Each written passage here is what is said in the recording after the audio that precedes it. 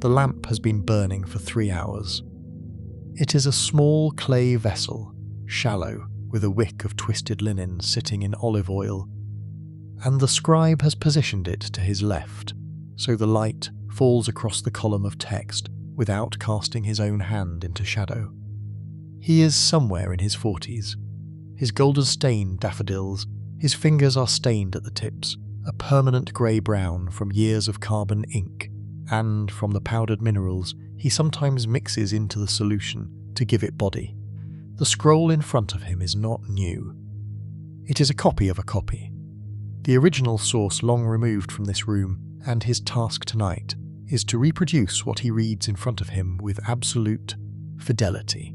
Fidelite, the text he is copying, concerns a group of beings called the Watchers. He knows this story well. Every scribe in his circle does. It circulates in several versions. Some shorter, some expanded with additional names and additional details. And the version he is working from tonight is among the longest and most precise. It opens with a declaration that, in the days before the flood, 200 of the sons of God descended from their place in the upper heavens and came down to the summit of a mountain. The mountain is named. It is Mount Hermon in the northern reaches of what his people call the land of Israel, the range that marks the boundary between the known lowlands and the higher, colder country beyond. The text gives the number twice, once in the opening summary and once in the list of names that follows. 200, not a round figure of speech, a specific count with a specific list attached to it. He copies the names carefully. Each name in the list is the name of a leader, one among 20 chiefs who each commanded 10 of the 200. He writes them out in sequence.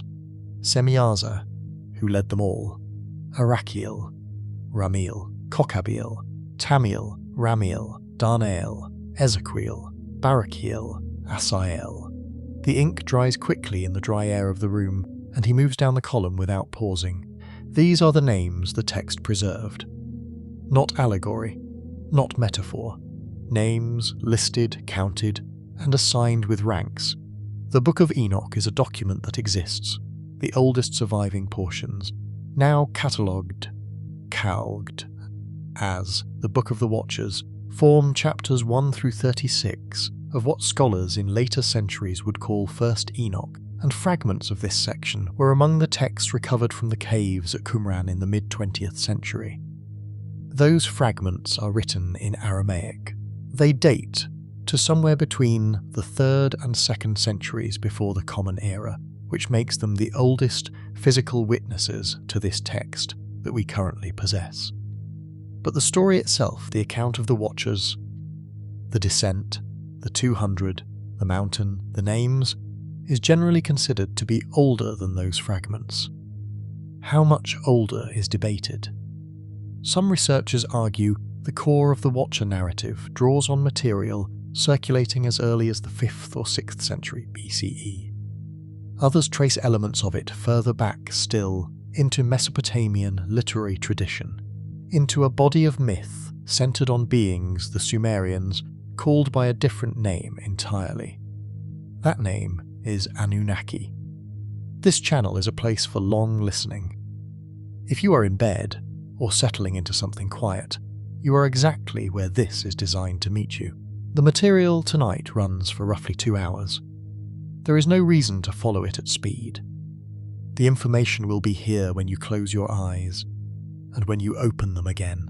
Some of it is established textual fact, directly visible in surviving manuscripts. Some of it is the work of researchers who have spent careers reading these two bodies of ancient literature side by side, and noting where the language, the structure, and the content begin to rhyme in ways that are difficult to dismiss as coincidence.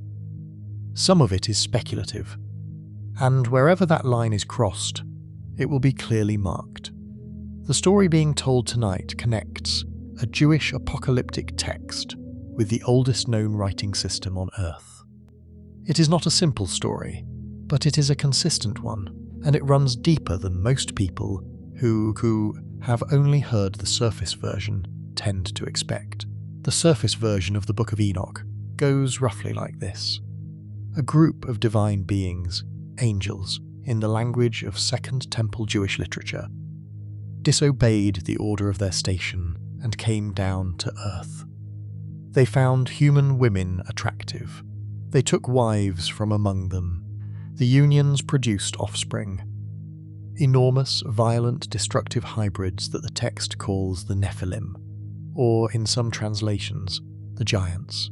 The Watchers also taught humanity things it was not meant to know. Metallurgy, the crafting of weapons, the use of cosmetics and dyes, enchantments, the reading of celestial signs. God, looking down at the result, found the situation catastrophic. The Watchers were condemned. Their offspring were destroyed. The earth was cleansed by flood.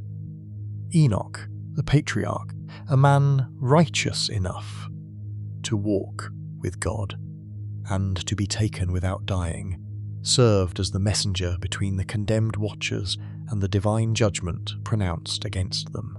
He travelled through the heavens. He saw the places of punishment prepared for the fallen. He came back and reported what he saw. The text that bears his name is that report.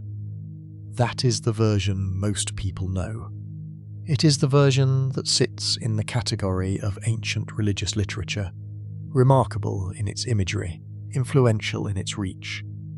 The Book of Enoch shaped early Christianity, left traces in the New Testament, and was considered canonical scripture by the Ethiopian Orthodox Church, the only major Christian tradition to have preserved it continuously, but understood in the mainstream as myth, as narrative theology, as a way of explaining why the world is broken, by locating the source of that brokenness in a specific, datable moment of supernatural transgression.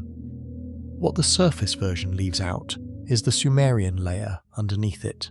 The Anunnaki appear in Mesopotamian literature as early as the 3rd millennium BCE. The word itself is Sumerian, and its translation is contested, but the most commonly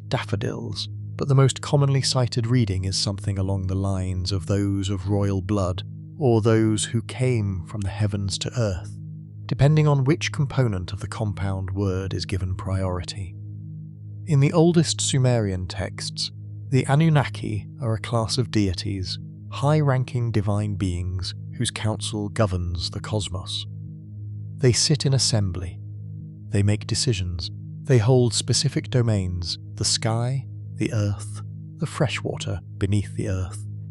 Their number is sometimes given as 600, divided into 2 groups: those who remained in the upper heavens, and those who descended to the earth and the underworld to carry out their assigned work.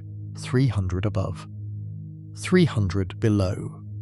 The ones who descended to earth took on roles that were, depending on the text in question, either cosmic administration or something more directly physical, something closer to labour. The Atrahasis epic, one of the oldest surviving Mesopotamian narrative poems, tells a story about the Anunnaki that carries a specific and familiar structure. The Anunnaki who had been assigned to Earth were doing the work of digging canals, cultivating the land, maintaining the irrigation systems that made agriculture in the river valleys of Mesopotamia possible.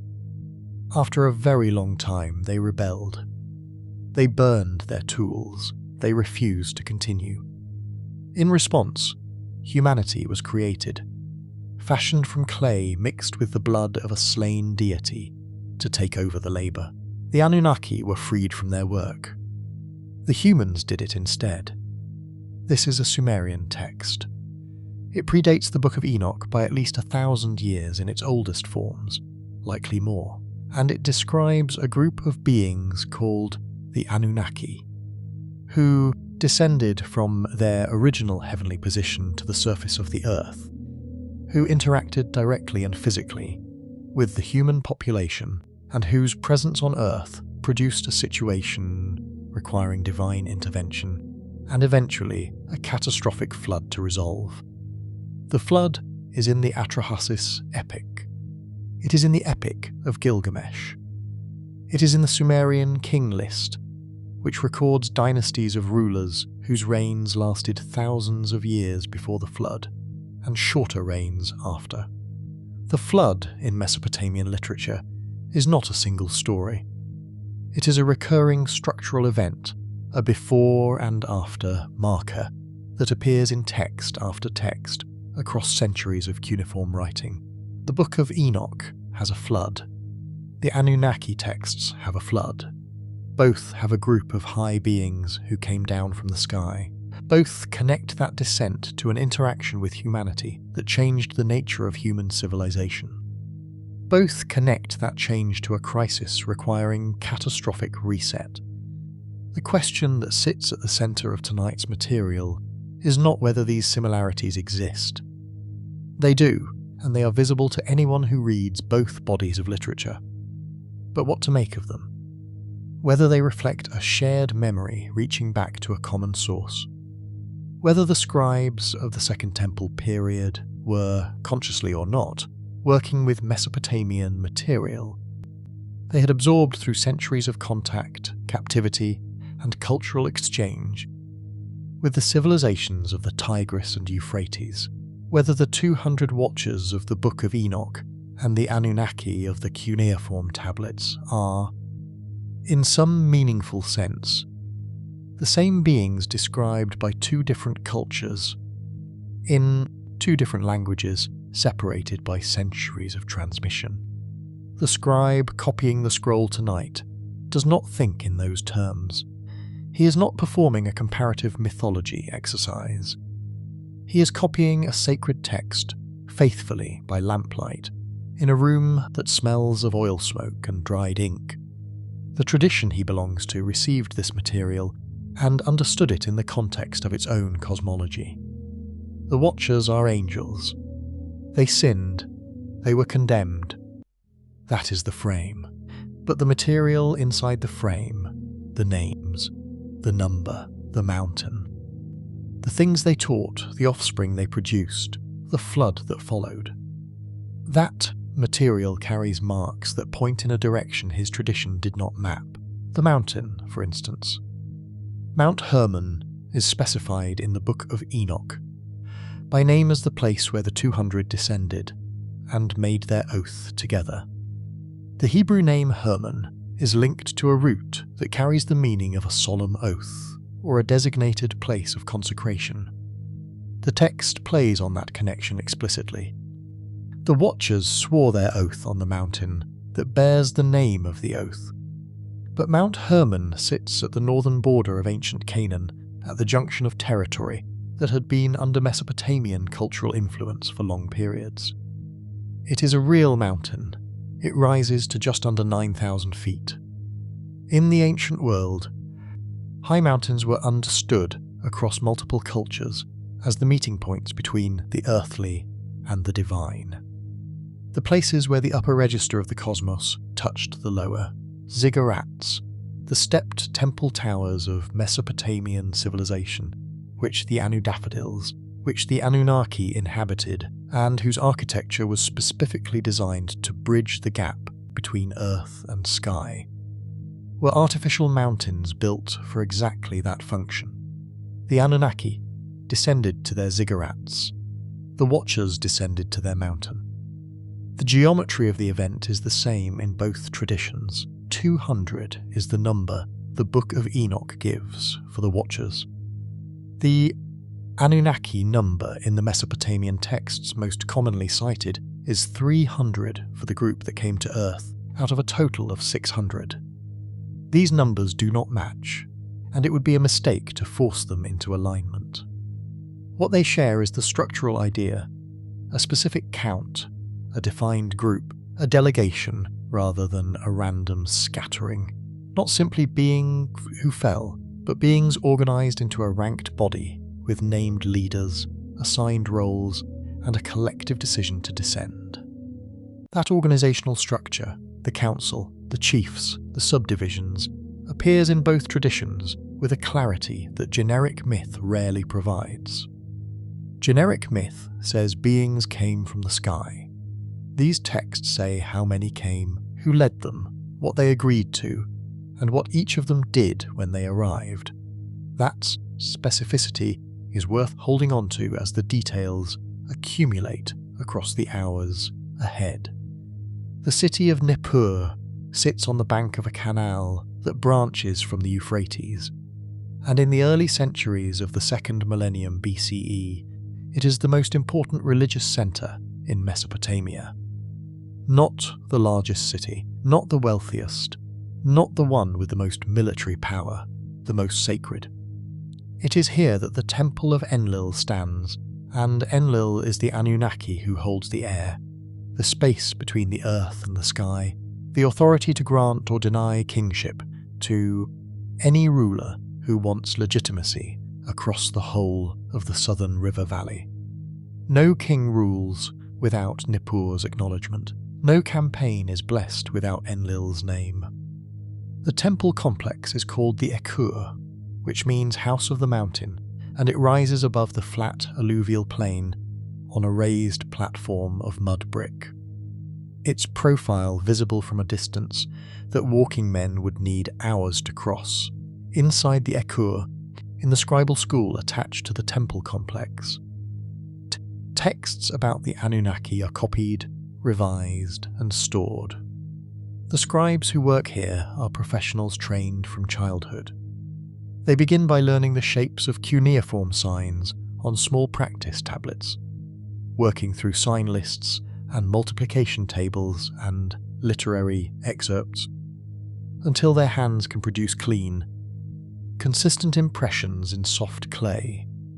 Without pausing to think about the mechanics, by the time they are adults, they read and write a language, Sumerian, that may already be dying as a spoken tongue, surviving primarily in its written form, the way Latin survived in European monasteries, long after ordinary people stopped speaking it at the market. They know what they are copying.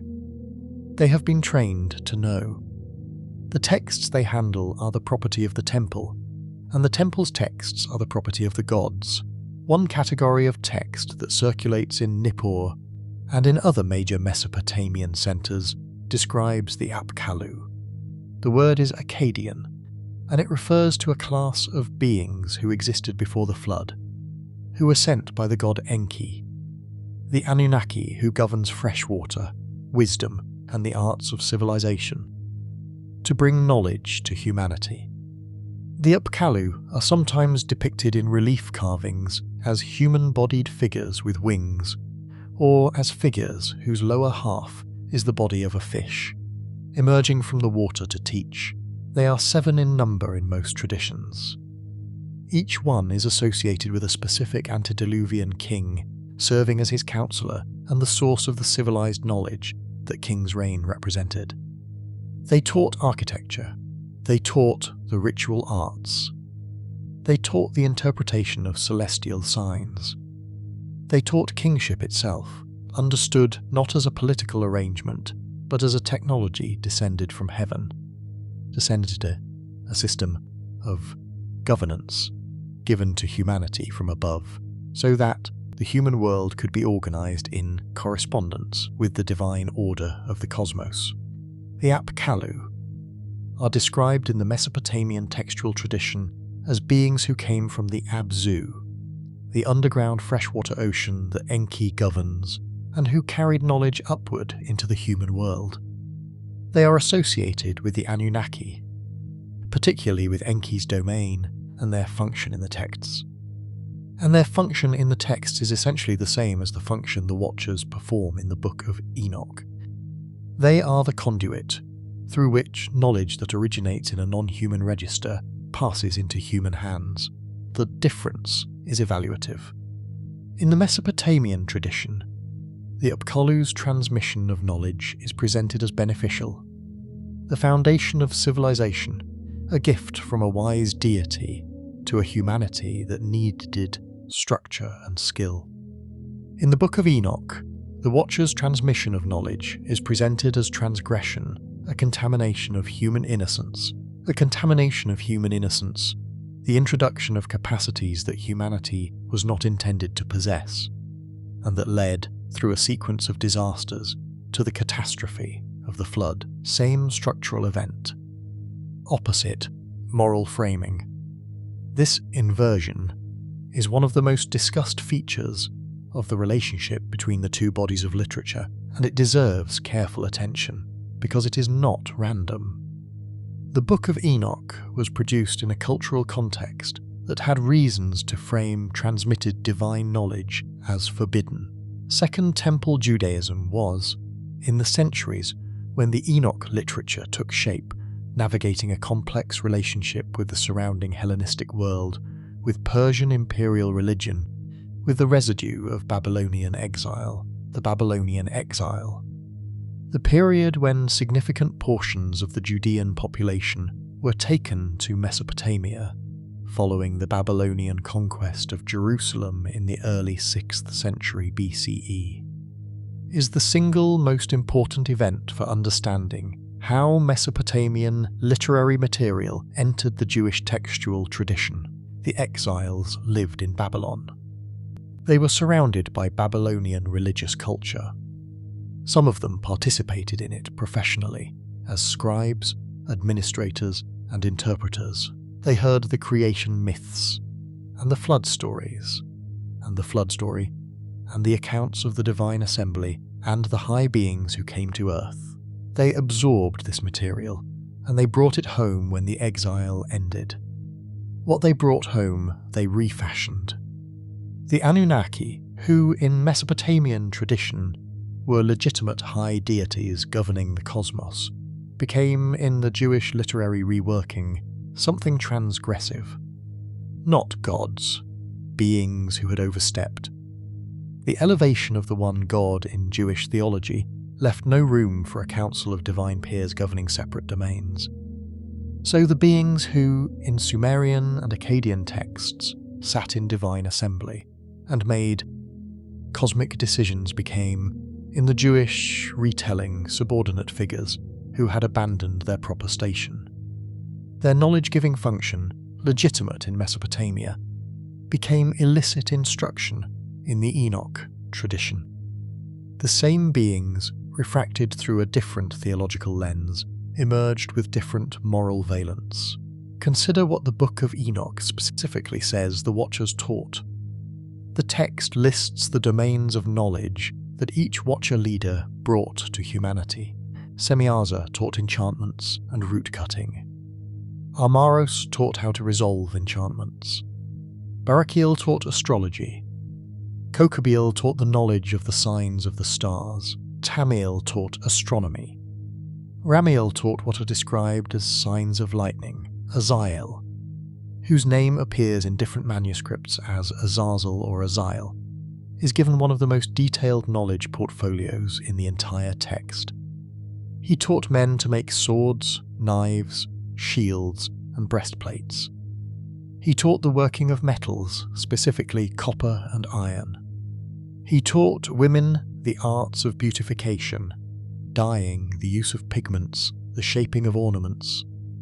The text is specific enough that it is possible to construct a rough curriculum from the list of what the 200 Watchers collectively introduced into human culture. That curriculum includes metallurgy, both ferrous and non-ferrous, weapon manufacture, cosmetics and pigment technology, enchantments and counter-enchantments, which, in the context of the ancient world, would encompass what we might describe as ritual medicine, curse-breaking and sympathetic magic, celestial observation and interpretation, reading the sky as a source of information about earthly events, the cutting and preparation of plant roots for purposes that are not specified but that, in the ancient context, most likely encompass both medicine and ritual, and in some versions of the text, architecture and building techniques. The Sumerian and Akkadian texts assign comparable domains to the Anunnaki and their associated figures, the Apkallu, under Enki's direction, introduced the arts of civilization.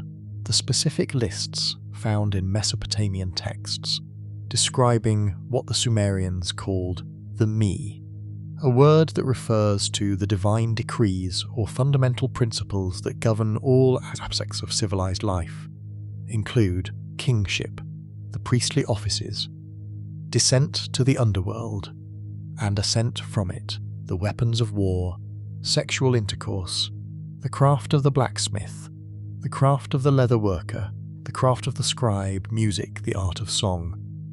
The Mi are conceptualized as physical objects in some texts, divine instruments that can be held, transferred, and even stolen. Inanna, the great goddess of love and war, famously tricks Enki into giving her the Mi while he is drunk, and carries them back to her city of Uruk in her boat, extending her city's civilizational reach.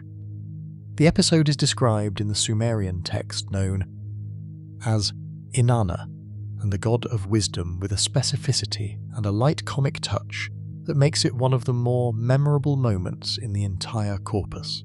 What the Mi include, when listed fully, is essentially the same curriculum the Book of Enoch attributes to the Watchers: metallurgy, weapons, music, ritual knowledge, the scribal arts, sexual relations as a teachable and transmissible practice rather than pure instinct. The Watchers taught humanity how to do things it had not done before. The Anunnaki, through the Apkallu, did the same.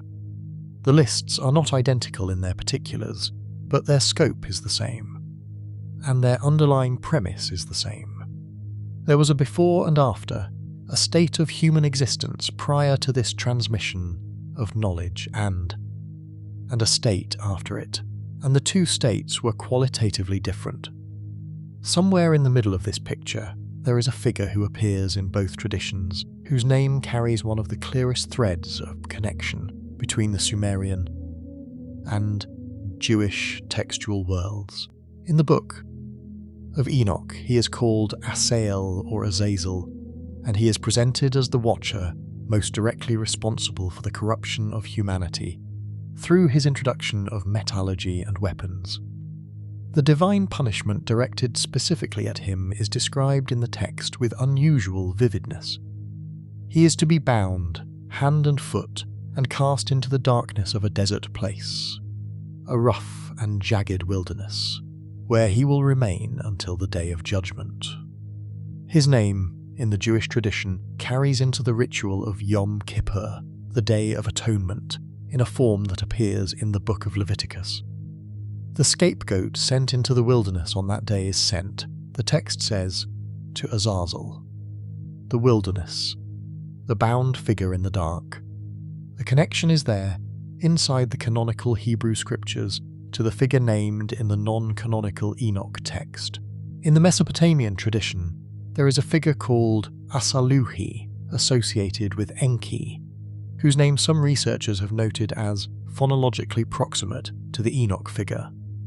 More directly, the Akkadian literary tradition contains a figure called Asag, a monstrous being of the wilderness, whose connection to metallic and mineral domains is explicit in the mythology surrounding him.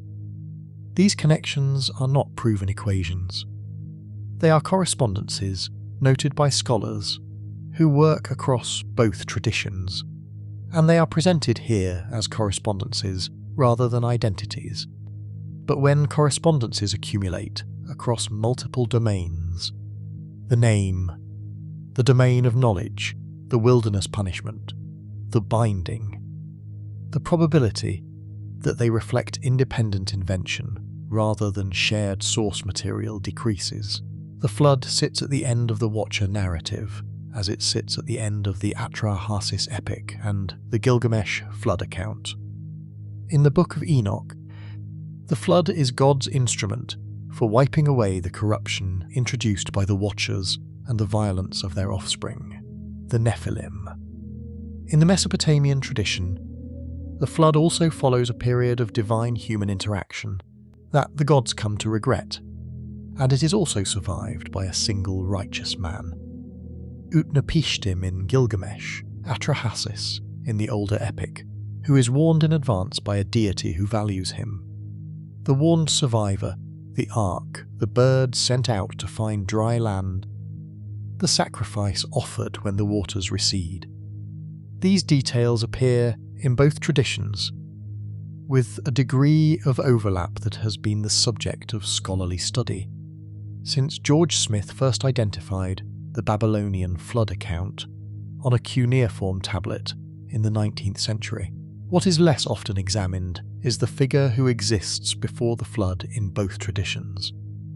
In the Book of Enoch, that figure is Enoch himself, a human patriarch of extraordinary righteousness, who walked with God, who did not die, and who had access to heavenly spaces and divine knowledge that no other human of his time possessed. In the Mesopotamian tradition, the figure who parallels Enoch is Ziusudra in the Sumerian version, and more clearly Utnapishtim in the Akkadian version, a man who, by the favour of a specific deity, was given knowledge not available to other humans and was preserved beyond the flood. But there is another Mesopotamian figure who sits even closer to Enoch, Enmedaranki, a king listed in the Sumerian king list, whose name means something along the lines of Lord of the bond between heaven and earth. Enmedaranki was associated with the city of Sippar, with the god Shamash, and with the art of divination, celestial reading, the interpretation of oil on water, the reading of livers as signs. He was, in some traditions, the founder of the Guild of Diviners, the humans who could read the messages embedded in the world by the gods. He was, in other words, the human who received transmitted divine knowledge and passed it on as a lineage. The Aramaic fragments from Qumran place Enoch in a tradition of celestial knowledge. He travels through the heavens. He sees the storehouses of wind and snow. He sees the movements of the stars charted with mathematical regularity. He comes back with calendrical information and astronomical detail that is organised. In the section of 1st Enoch, called the Book of Luminaries, with a precision daffodils, with a precision that reflects a real observational tradition rather than pure imagination, that observational tradition has a home. It comes from somewhere, and the place it most clearly comes from, in terms of the historical geography of ancient astronomical knowledge, is Mesopotamia, where Babylonian astronomers had been charting the movements of celestial bodies with increasing accuracy, across centuries of careful observation recorded on clay tablets. The two traditions, in other words, are not simply sharing imagery. They are sharing the substance of an intellectual heritage. There is a room in Babylon, sometime in the 6th century BCE, where a group of Judean exiles have been given work as scribes. The room is not a prison. The exile, in the form it took for the educated and professionally skilled among the deportees, was closer to a relocation than a captivity in the physical sense. The Babylonian administration wanted literate administrators. The Judeans who had been trained in scribal work found themselves employed, housed, and fed in the city that had destroyed their temple. They wrote in Aramaic, the administrative language of the Babylonian Empire, and they worked alongside Babylonian colleagues who had been doing this work for generations. The clay tablets on the shelves around them contained texts that reached back centuries, in some cases millennia, into the Sumerian past. The Judean scribes could read Aramaic. Some of them learned enough Akkadian to read the Babylonian versions of older Sumerian texts. They were surrounded, every working day, by the accumulated literary heritage of Mesopotamian civilization. What a mind does when it is immersed in a literary tradition that is not its own, while simultaneously trying to preserve the tradition that is its own is a process that is difficult to describe from the outside, but whose results are legible in the texts that emerge from that encounter. You absorb structure, you absorb imagery, you absorb the logic of how certain types of stories are told, what elements they require, what sequences they follow. And when you later write, or copy, or expand a story from your own tradition, the absorbed structures shape the telling without necessarily announcing themselves. The influence is not plagiarism. It is not conscious borrowing in most cases. It is the sediment of exposure, the way a person who has read a great deal of one kind of literature writes differently afterward, even when writing about something entirely different. This is the most straightforward explanation for the structural and thematic parallels between the Book of Enoch's Watcher narrative and the Mesopotamian texts about the Anunnaki and the Apkallu. The Judean exiles in Babylon absorbed Mesopotamian literary forms and mythological structures, and those structures shaped the way the Enoch tradition took its later form. This explanation is accepted by most mainstream scholars who work on Second Temple Jewish literature. It does not require any hypothesis about a common historical event underlying both traditions. It requires only contact, exposure, and the ordinary workings of cultural transmission. But there is another layer to examine before settling on that explanation, and it concerns the specific content of the knowledge the Watchers transmitted and what that content implies about when the story it preserves was first formed. The Watchers in the Book of Enoch teach metallurgy. Specifically, Azael teaches the working of metals. Iron and copper are named, and the manufacture of weapons. The teaching of metallurgy as a transgressive act, as something that came from a non-human source and changed the character of human violence, is not a random detail.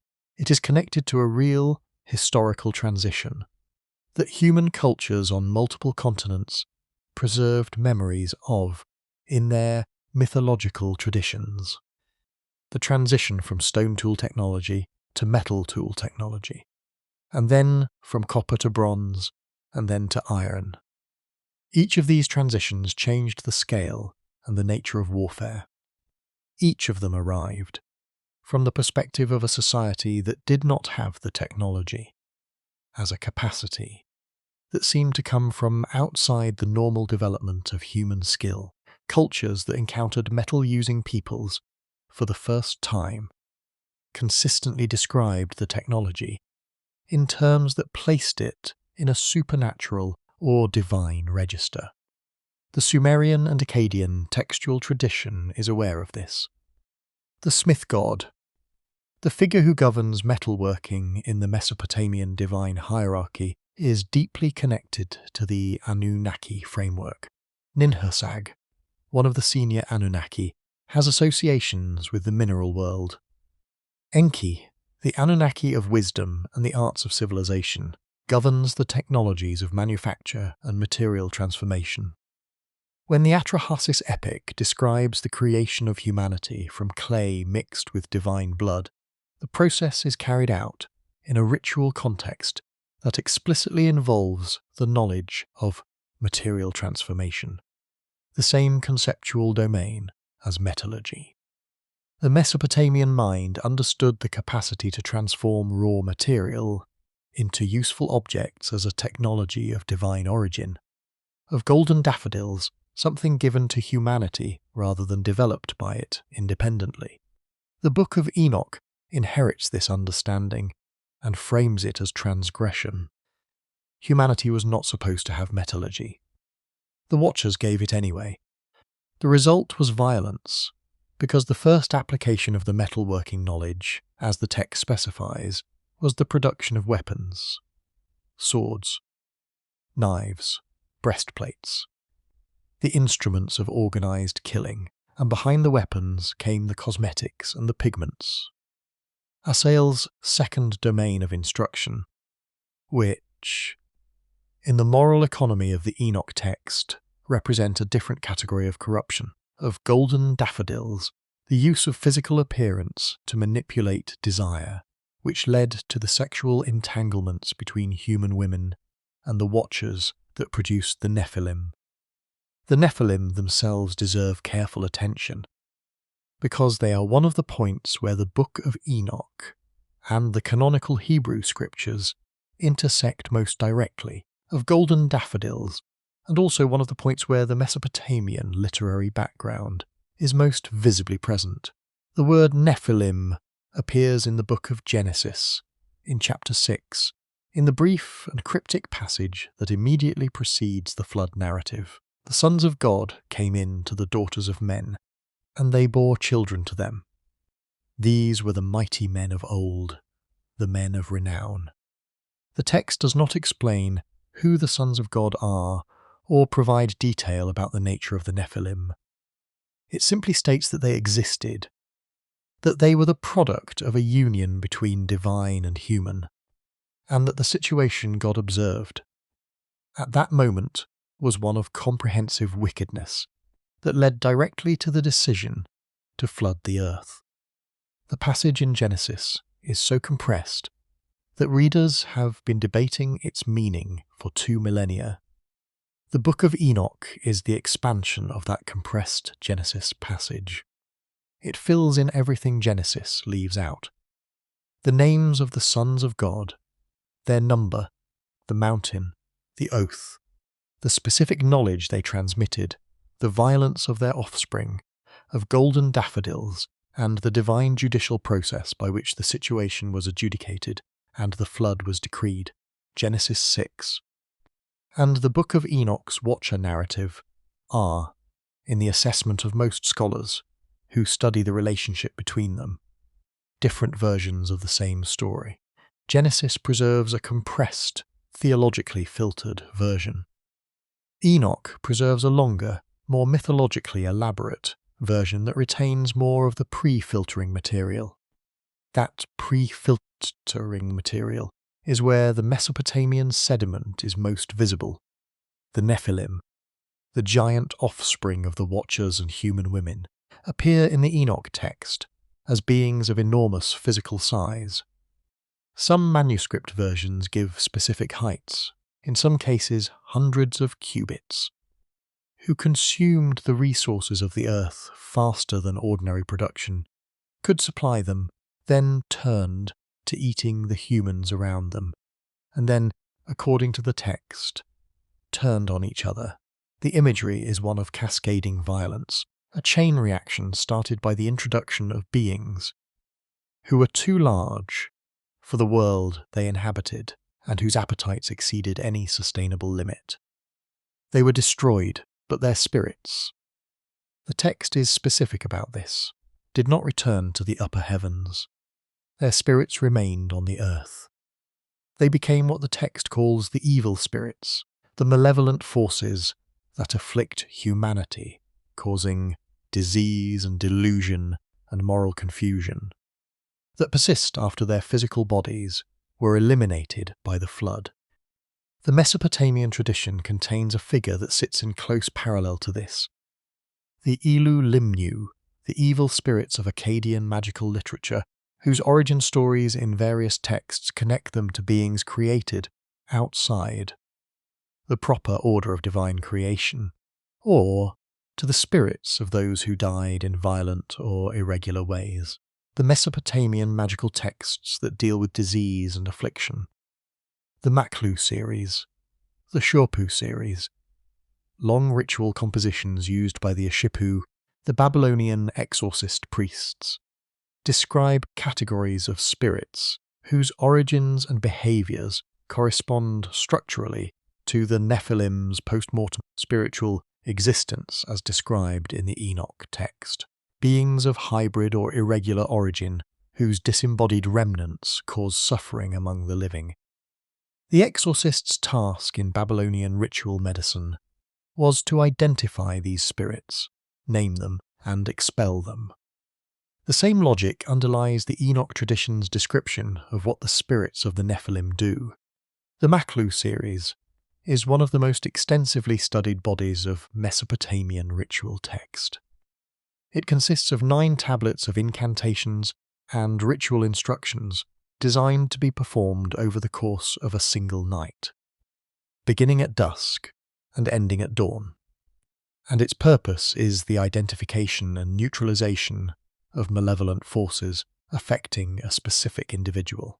The opening tablet establishes the cosmic frame.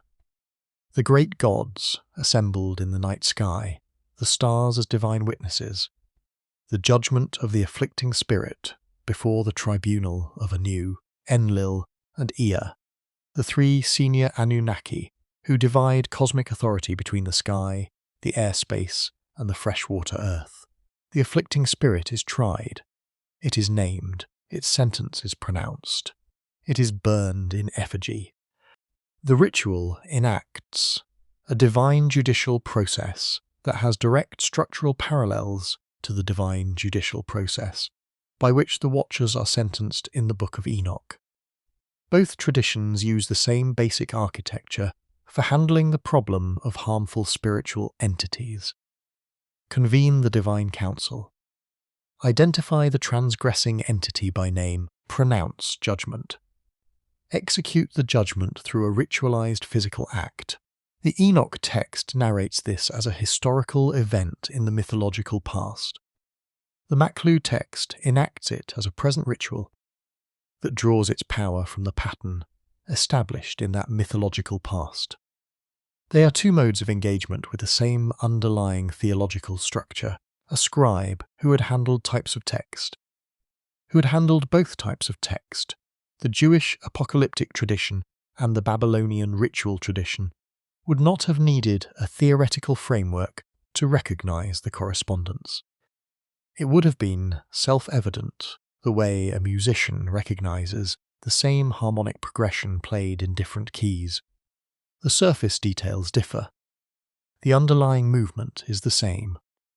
There is a town on the western bank of the Euphrates, a day's walk south of Babylon, where a community of Judean exiles settled after the deportation.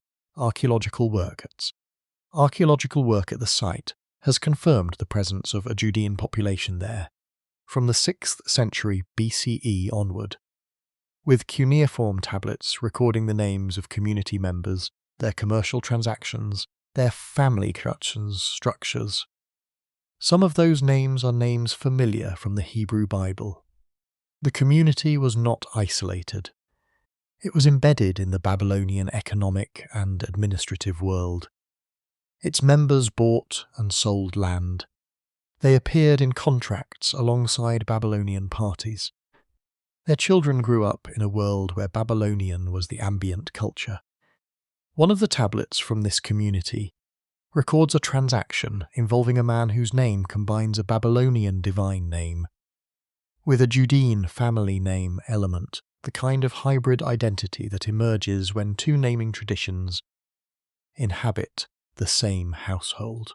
That single tablet says more about how the literary cross-pollination between Jewish and Mesopotamian tradition happened than any theoretical framework can.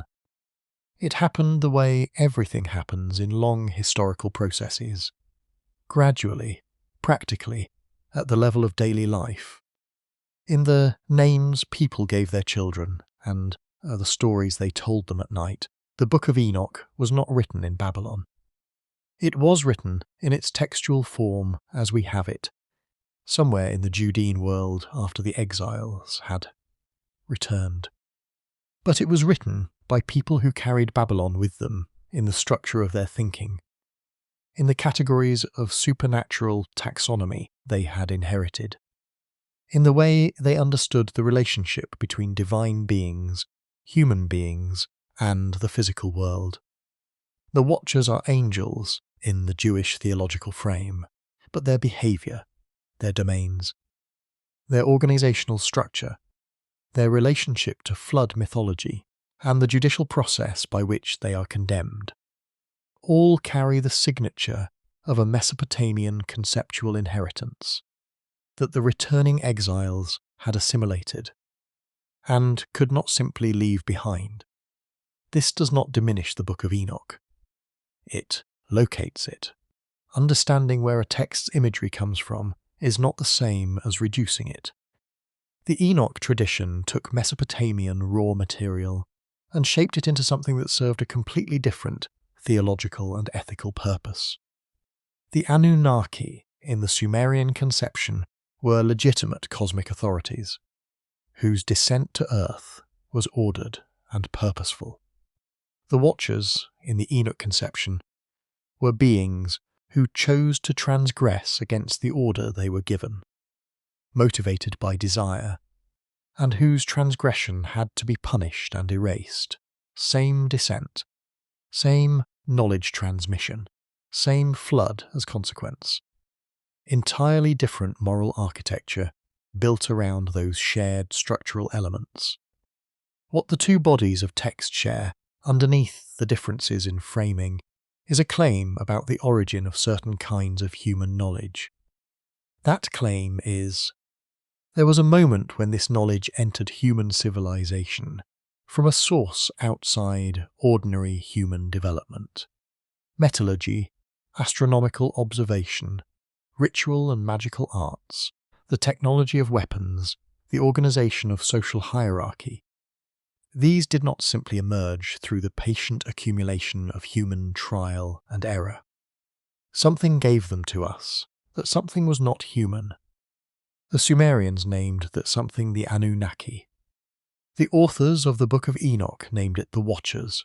Both traditions agreed on the nature of the gift, on the consequences of receiving it, and on the catastrophic event that followed. The names are different, the story is the same. The name Enoch itself carries a trail worth following, because it does not begin and end in the Hebrew tradition. In Genesis, Enoch is the seventh patriarch from Adam, a figure who lived 365 years. A number that corresponds exactly to the days of the solar year, a correspondence that is almost certainly not accidental, and who was then taken by God without dying. He walked with God, the text says, and he was not, for God took him.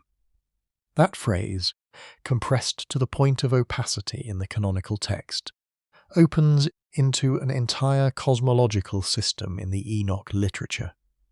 The heavens he travelled through, the divine throne he approached, the angelic hierarchies he observed, the astronomical mechanisms he was shown, and the judgment he witnessed being prepared for the Watchers. The number 365 is the first structural clue, the solar year.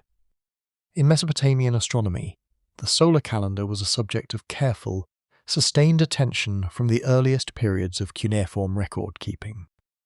The Babylonian astronomical tradition maintained detailed records of solar and lunar cycles, of the rising and setting of specific stars, of the intervals between solstices and equinoxes. The section of 1st Enoch, known as the Book of Luminaries, which occupies chapters 72 through 82, is an astronomical treatise embedded in an apocalyptic text. It describes the movements of the sun and moon in a schematic calendar based on a 364-day year, off by one from the solar year, a discrepancy that is explained within the text as the result of human failure to maintain proper observance. The underlying knowledge system, the framework of celestial mechanics being described, is directly related to the Babylonian astronomical tradition. The Babylonian astronomical texts, known as the Mul-Apin tablets, named for the first entry in their star catalogue, are a comprehensive survey of Babylonian astronomical knowledge dating in their earliest surviving form to around the 12th century BCE, though the knowledge they contain is generally held to be older. They catalogue the paths of stars and planets across the sky, organised into 3 bands: the path of Enlil in the north, the path of Anu in the centre, and the path of Ea in the south. The 3 senior Anunnaki, in other words, are the organising principle of the Babylonian celestial map. The sky is not a neutral space. It is a space divided among the divine beings who govern the cosmos, and the position of a star in the sky tells the trained observer which Anunnaki's domain that star belongs to. This is not metaphor in the Babylonian understanding. It is cartography. The Book of Luminaries in Enoch uses a comparable organizing logic. The gates through which the sun and moon rise and set are numbered and positioned along the horizon, and the specific gate used in a given month determines the length of day and night for that period. The angel Uriel, who guides Enoch through the heavenly mechanisms, functions in this section of the text as a kind of divine astronomical instructor. Exactly the role the Apkallu play in the Mesopotamian tradition, exactly the role Enki plays when he transmits the arts of civilization through his emissaries. The figure being instructed, the figure doing the instructing, the subject of instruction, and the framing of that instruction as a transmission from a divine register to a human one are identical in their structural relationships across both traditions. The Aramaic text of the Book of Luminaries, found among the Dead Sea Scrolls, is not the same as the Ethiopic version that most readers encounter in modern translations of 1st Enoch. The Aramaic version is longer, more detailed in its astronomical specifics, and in some passages appears to reflect a more direct engagement with Babylonian astronomical models. The Ethiopic version, which became canonical in the Ethiopian Orthodox tradition, and which is the form most widely available in translation, passed through multiple stages of transmission and translation. From Aramaic to Greek, from Greek to Ethiopic, and some of the precision of the original was lost or altered in that process. What the Qumran fragments show is that the earliest recoverable form of the astronomical section of Enoch is considerably more technically detailed than the familiar translated versions suggest, and that its technical details align more closely with the Babylonian observational tradition. This matters for the question of the Anunnaki connection, because the astronomical dimension is one of the most concrete points of contact between the two bodies of literature, the Watchers who taught Kokabiel and Tamiel, whose names in the Enoch text mean, respectively, Star of God and Completion of God, names with astronomical inflection, were teaching celestial observation and interpretation. The Anunnaki govern the 3 bands of the Babylonian sky. Enoch is taken to the heavens and shown the mechanisms of the cosmos. In a tradition that mirrors structurally of golden daffodils, the instruction of the Babylonian diviner by the Anunnaki through the medium of the Apkallu, the celestial knowledge that the Book of Enoch presents as the Watcher's transgressive gift to humanity, the Babylonian tradition presents as the Anulonian traditions, as the Anunnaki's organized transmission through their designated emissaries. In the Babylonian city of Uruk, in the period following Alexander's conquest of Persia in the late 4th century BCE, there were scribes still writing cuneiform on clay tablets. The city had been a centre of Mesopotamian civilization for more than 3,000 years. Its great temple, the Iana, the House of Heaven, was dedicated to Anu, the sky god, the first and highest of the Anunnaki, the one whose name divided the central band of the celestial map. Anu in the Babylonian theological hierarchy is the remote, ultimate divine authority, the one from whom all divine power ultimately derives, the one who presides over the divine assembly, but rarely acts directly in the world. He is present in the structure of things rather than in their day-to-day operation. The scribes of late Uruk were producing astronomical tablets of extraordinary precision. The ACT tablets, a designation used by modern scholars for a body of mathematical astronomical texts from this period, contain predictive calculations for the positions of the moon and the planets. using arithmetic methods of a sophistication that was not matched in European mathematics until considerably later. These are not observational records. They are computational predictions, algorithms, essentially, for calculating where celestial bodies will be on any given future date, derived from careful analysis of long-term observational data. The men producing these tablets were not simply watching the sky and writing down what they saw. They were deriving mathematical models from the patterns in the observational record, and using those models to project forward in time. They were doing this under Anu's roof, in his temple. As a function of their priestly role, the astronomical work and the religious work were not separate. The priests who maintained the temple were the same people who produced the astronomical tablets. The Anunnaki, whose domains organized the sky, were the divine principles under whose authority the celestial mechanics operated. Understanding the celestial mechanics was, in the Babylonian priestly understanding, a form of reading the mind of the Anunnaki, discerning the patterns embedded in the cosmos by the beings who made it. The Book of Enoch, in its astronomical section, is doing something structurally identical from a different theological angle. Enoch does not read the sky as a priest of Anu in a temple at Uruk. He is taken through the sky by a guiding angel and shown its mechanisms from the inside.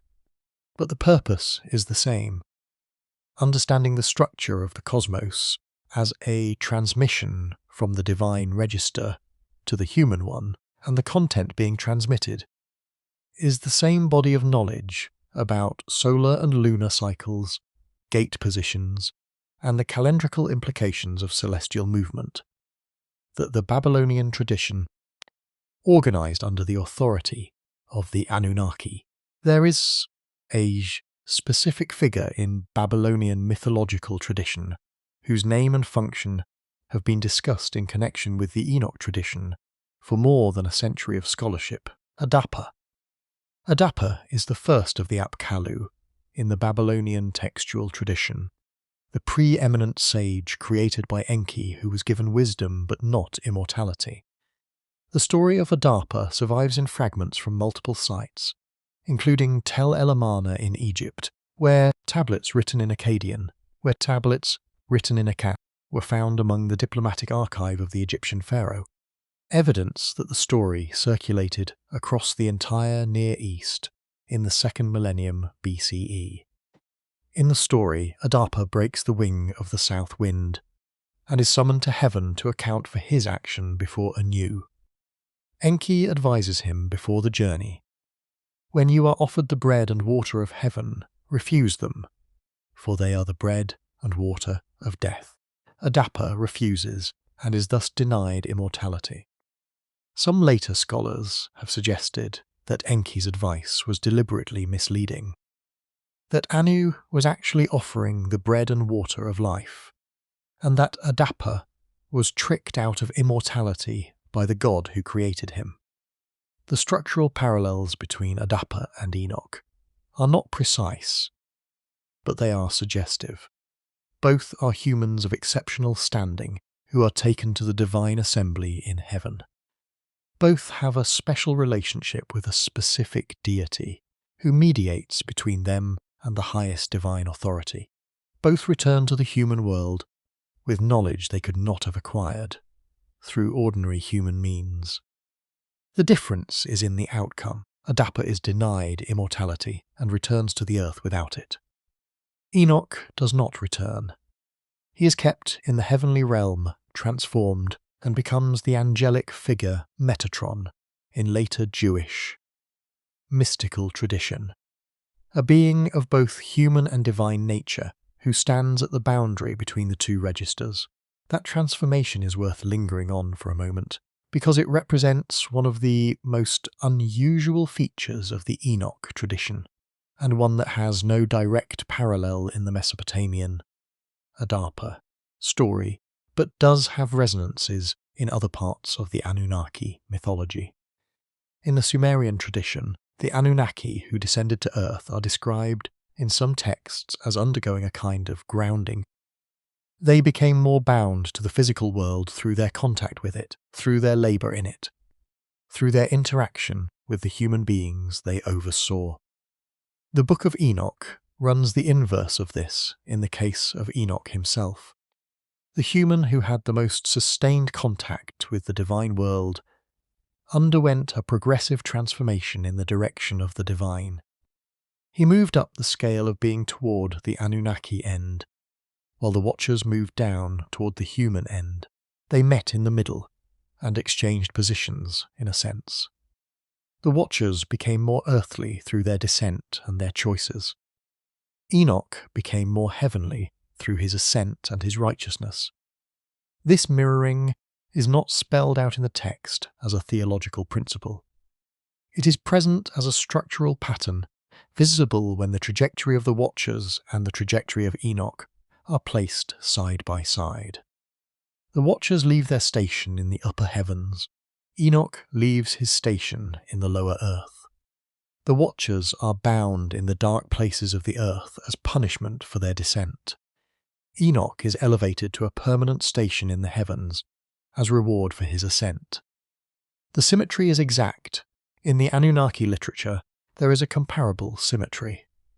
Between the Anunnaki who remained in the upper heavens and the Igigi, a separate group of divine beings in the Mesopotamian hierarchy, who were more directly involved in earthly labour and who are sometimes treated as a lower-ranking parallel to the Anunnaki. The Igigi are the ones who rebelled in the Atrahasis epic, before humanity was created to replace them. They were the ones doing the digging, the canal work, the agricultural labour. Their rebellion triggered the creation of humanity. In the divine hierarchy, they occupied the middle position, above humanity, below the senior Anunnaki, and more directly entangled with the physical world than the high celestial beings whose names organize the sky. Some researchers who work on the intersection of Mesopotamian and Jewish textual traditions have proposed that the Watchers in the Book of Enoch correspond more closely to the Igigi than to the senior Anunnaki. The Watchers in this reading are a subordinate group of divine beings who are assigned to watch over the earth, hence the name, and who overstepped their assigned role just as the Igigi overstepped their assigned role in the Atrahasis epic.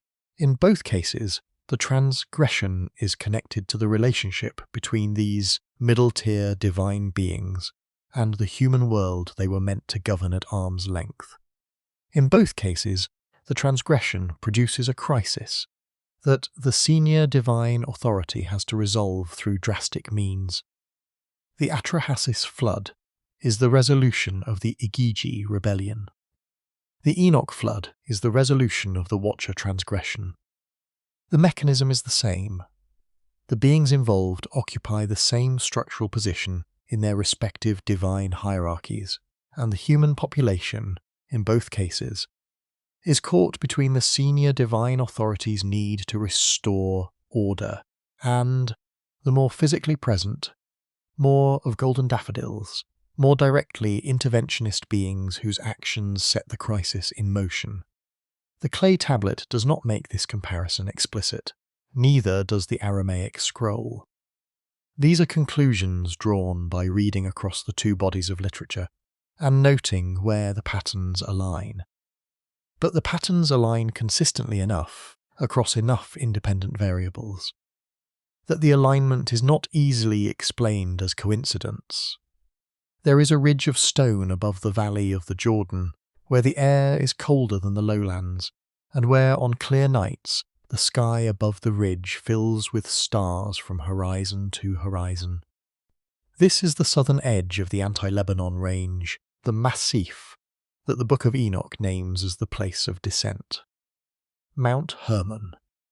The peak at the centre of the range rises to just under 9,000 feet, and in winter it carries snow on its upper slopes that is visible from the plains far to the south. In the ancient world, the mountain marked a boundary.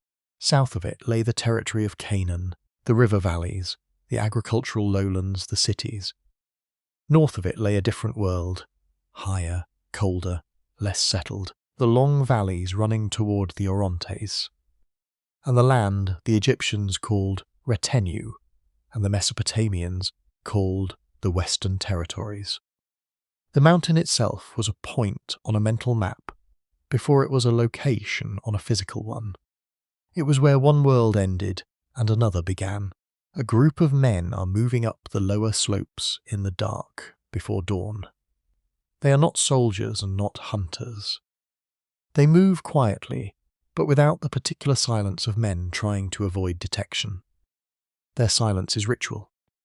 They are ascending for a purpose that is understood by all of them before a word is spoken, a purpose agreed on before they left their point of descent. The text that preserves this moment says they swore an oath together, all 200 of them, binding themselves to the agreement collectively, so that no single one of them could later withdraw and place the transgression on the others. The oath is a legal instrument. It has the form of a treaty, a covenant, a collectively witnessed binding declaration, the kind of formal agreement that in the ancient Near East carried the weight of divine witness and divine enforcement. They swore, and the mountain took the name of the oath, Hermon, the consecrated, the bound by vow. The oath structure is one of the details in the Book of Enoch that points most directly toward a legal and institutional background rather than a purely mythological one. In the ancient Near East, treaties and covenants followed formal structures. They named the parties, stated the terms, invoked the divine witnesses, and specified the penalties for violation. The covenant at Hermon, as described in the Enoch text, follows this pattern. The watchers are named as parties. The 20 leaders of the 10 each are listed with their names as the signatories. The terms are stated: they will descend. They will take wives from among human women. The divine witness is implicit in the sacred character of the mountain itself. And the penalty for violation, though not stated in the oath itself, is delivered later in the form of the divine judgment that condemns them. It is a covenant of transgression, modelled on the same formal structure as legitimate divine covenants, but used for a purpose that inverts the proper direction of divine-human relationship. The Anunnaki covenant tradition in the Mesopotamian texts has a comparable formal structure. When the Anunnaki assign domains, when Anu takes the sky, Enlil takes the airspace, and Enki takes the waters. This assignment is formalized in a way that has the character of a binding agreement, a division of authority that is witnessed, recorded, and enforceable. The assembly of the Anunnaki functions as both a legislative body and a judicial one. It makes the laws that govern the cosmos, and it adjudicates violations of those laws. When the flood is decreed in the Atrahasis epic, it is decreed by the assembly of the Anunnaki in formal session. When Enlil is accused by Enki of breaking the agreement by allowing one human survivor to live through the flood of golden daffodils, the accusation is made in the form of a legal challenge in the divine assembly. The Anunnaki world is a world of formal agreements, of binding oaths, of procedures that must be followed even when the content of those procedures is catastrophic. The Book of Enoch's Watcher narrative has absorbed this institutional logic completely. The Watcher's oath, the divine trial that follows their transgression, the specific daffodils, the specific punishments assigned to specific Watcher leaders, the binding of a Sael in the wilderness, the confinement of the Watcher leaders in the valleys of the earth, until the day of final judgment. All of these details follow the logic of a formal judicial process carried out by a divine assembly, with authority over the beings under its jurisdiction. When Enoch is sent to the condemned Watchers with the news of their judgment, he is functioning as the official messenger of the divine court, the equivalent of the herald who carries the Assembly's decision to the parties it concerns. The whole sequence is structured as institutional procedure. The name of the Chief Watcher, Semyaza, carries additional weight here. The name in Aramaic is understood by most scholars to mean my name has seen, or the name sees, with possible secondary resonances involving oath and heaven. In some manuscript traditions his name appears as Shemihaza, with a slightly different vocalization, but the root elements remain consistent across variants. What is notable about Semyaza's position in the Enoch text is that he functions as the one who is most clearly aware that what the Watchers are doing is wrong.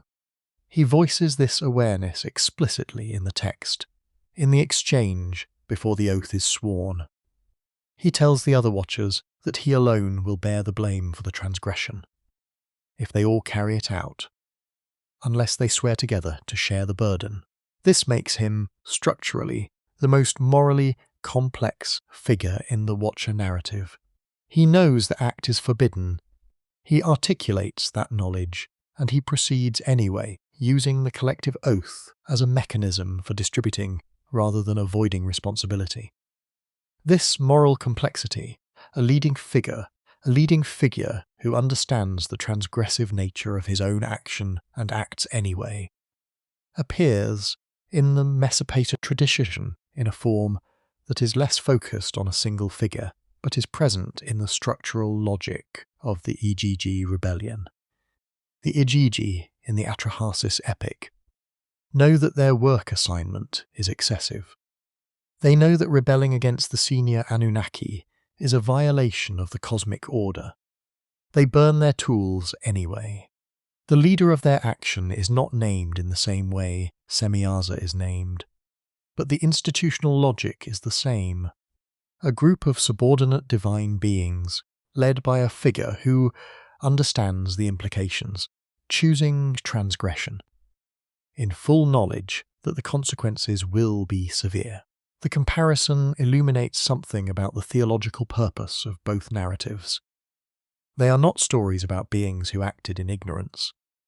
They are stories about beings who acted with full knowledge, who chose transgression over obedience, for reasons that were from their own perspective comprehensible. Desire, in the case of the Watchers. Exhaustion and resentment, in the case of the Igigi.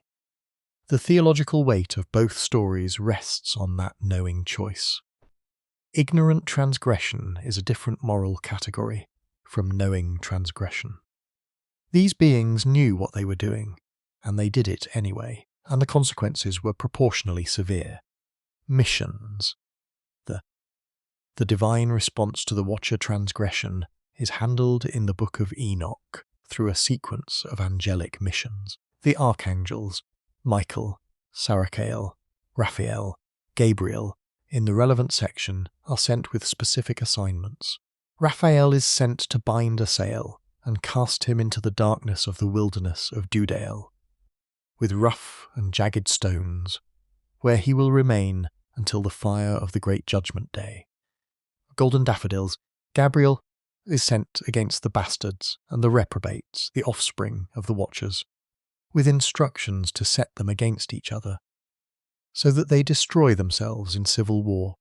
Michael is sent to bind Semyaza and the other Watcher leaders in the valleys of the earth, under the hills for 70 generations, until the day of their final condemnation.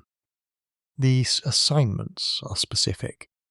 The punishments are specific, and the locations are specific, not the abstract punishment of a generalized divine displeasure, but targeted judicial sentences carried out by named divine officials through described physical processes. The 70 generations of the Watcher's binding is another detail with a Mesopotamian resonance. In Babylonian chronological thinking, time between major daffodils was frequently organized in units, that corresponded to significant symbolic numbers.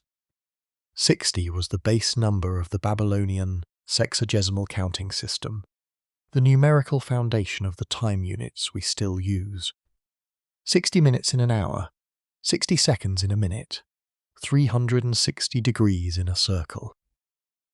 70 sits close to this base, and in the ancient Near Eastern symbolic register, it is a number of completion, of a full or sufficient span, 70 years, as the canonical duration of exile, of punishment, of divine anger that eventually relents. The number recurs in multiple contexts across the Mesopotamian and Jewish textual traditions alike. The 70 generations of the Watcher's binding is a duration that means long enough, definitively long, a time that is not eternal, but that is absolute for all practical purposes within the human scale of history. On the alluvial plain south of Nippur, during the period when the Sumerian king list was being compiled and maintained, the scribes who kept this document were tracking something that puzzled later readers for a long time: the extraordinarily long reigns attributed to the pre-flood kings. Alulim, the first king, reigned for 28,800 years. Al-Alyar reigned for 36,000 years. The list continues through 8 kings, whose combined reign is given as 241,200 years, before arriving at the flood and the resumption of normal history with its more human-scale reigns of hundreds rather than thousands of years. The numbers are not meant to be taken as literal years in the modern sense. They are almost certainly a combination of scribal numerological symbolism, sexagesimal calculation, and the expression of an ancient understanding that the pre-flood period was of a qualitatively different temporal character than the post-flood world. But the existence of these pre-flood kings, reigning for impossibly long periods, governing cities, whose names are given with the same matter-of-fact precision as the post-flood cities, is consistent with a broader Mesopotamian understanding that the period before the flood was inhabited by beings of a different order than ordinary humans, the long-lived patriarchs of Genesis. Methuselah's 969 years, Adam's 930 years. The other figures in the genealogical chain from Adam to Noah, with their multi-century lifespans, are the Hebrew tradition's version of the same pre-flood temporal marking. The pre-flood world operated on a different time scale, because the beings who inhabited it were of a different order of being. The Book of Enoch's Nephilim, with their enormous physical size, are part of this same conceptual cluster. They are not simply large humans.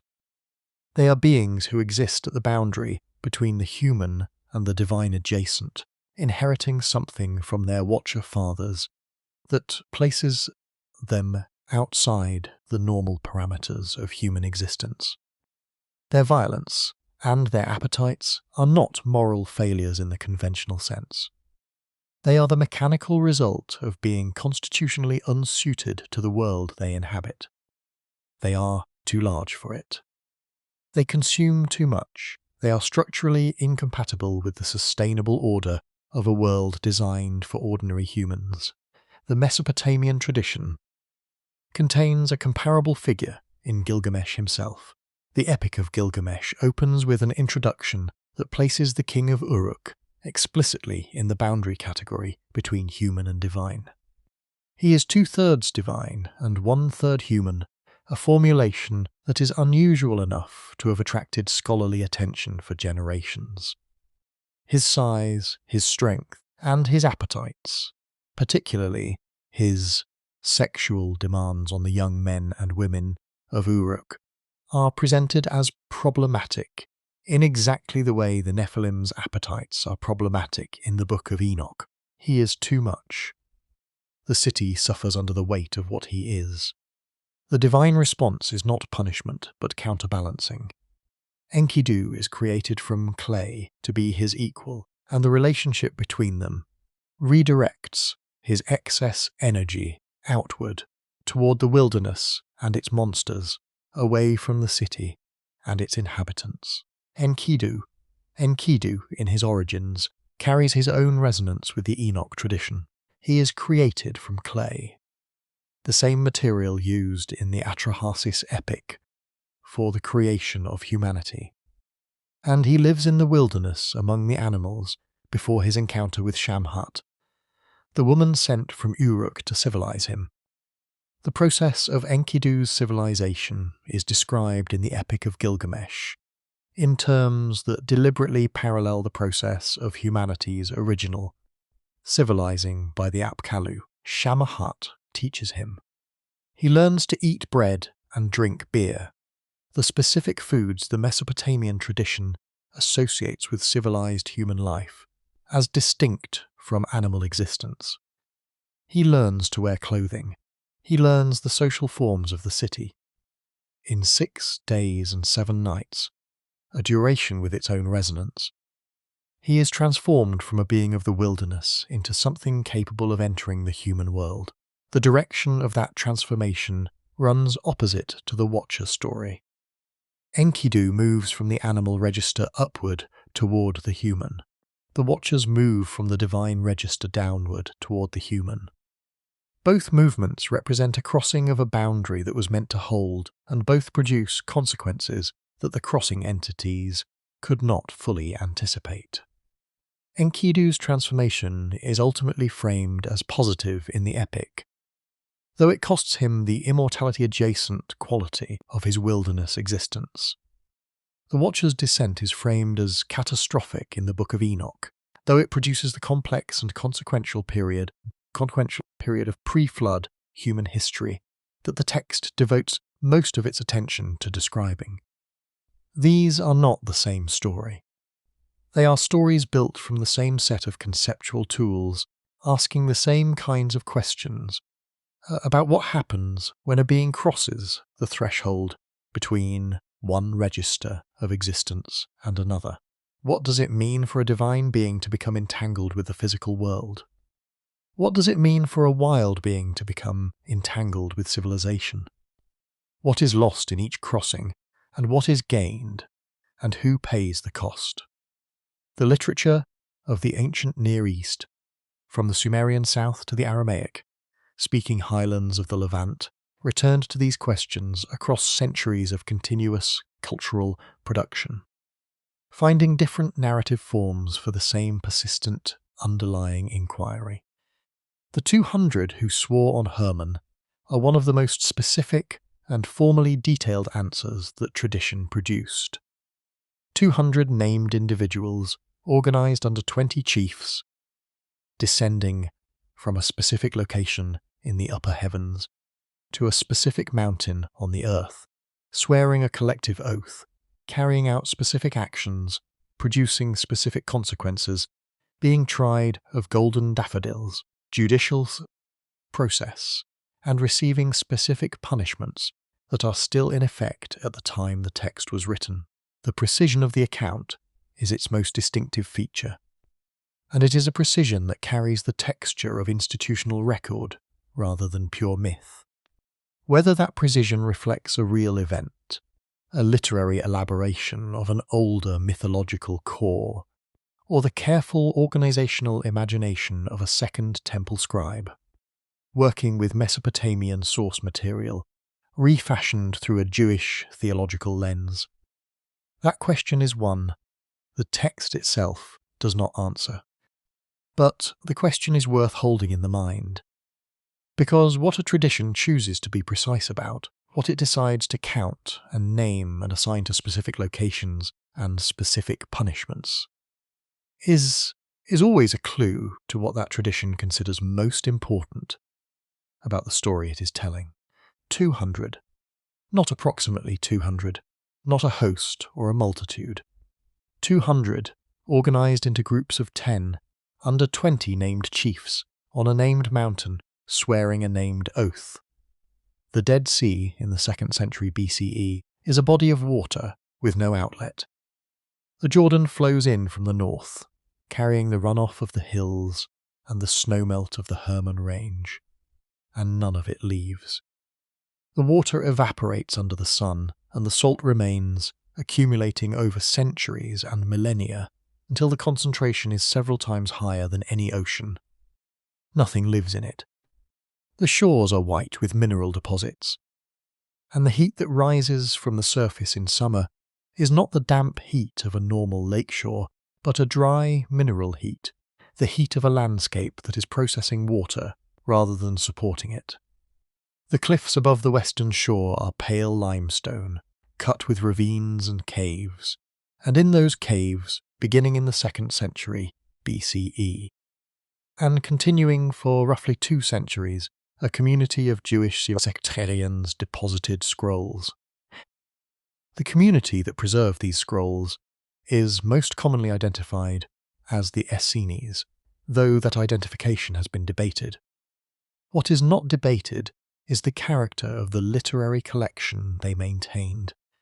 Among the texts found in the Qumran caves were 11 copies or substantial fragments of text belonging to the Enoch tradition. Not 1 copy. 11.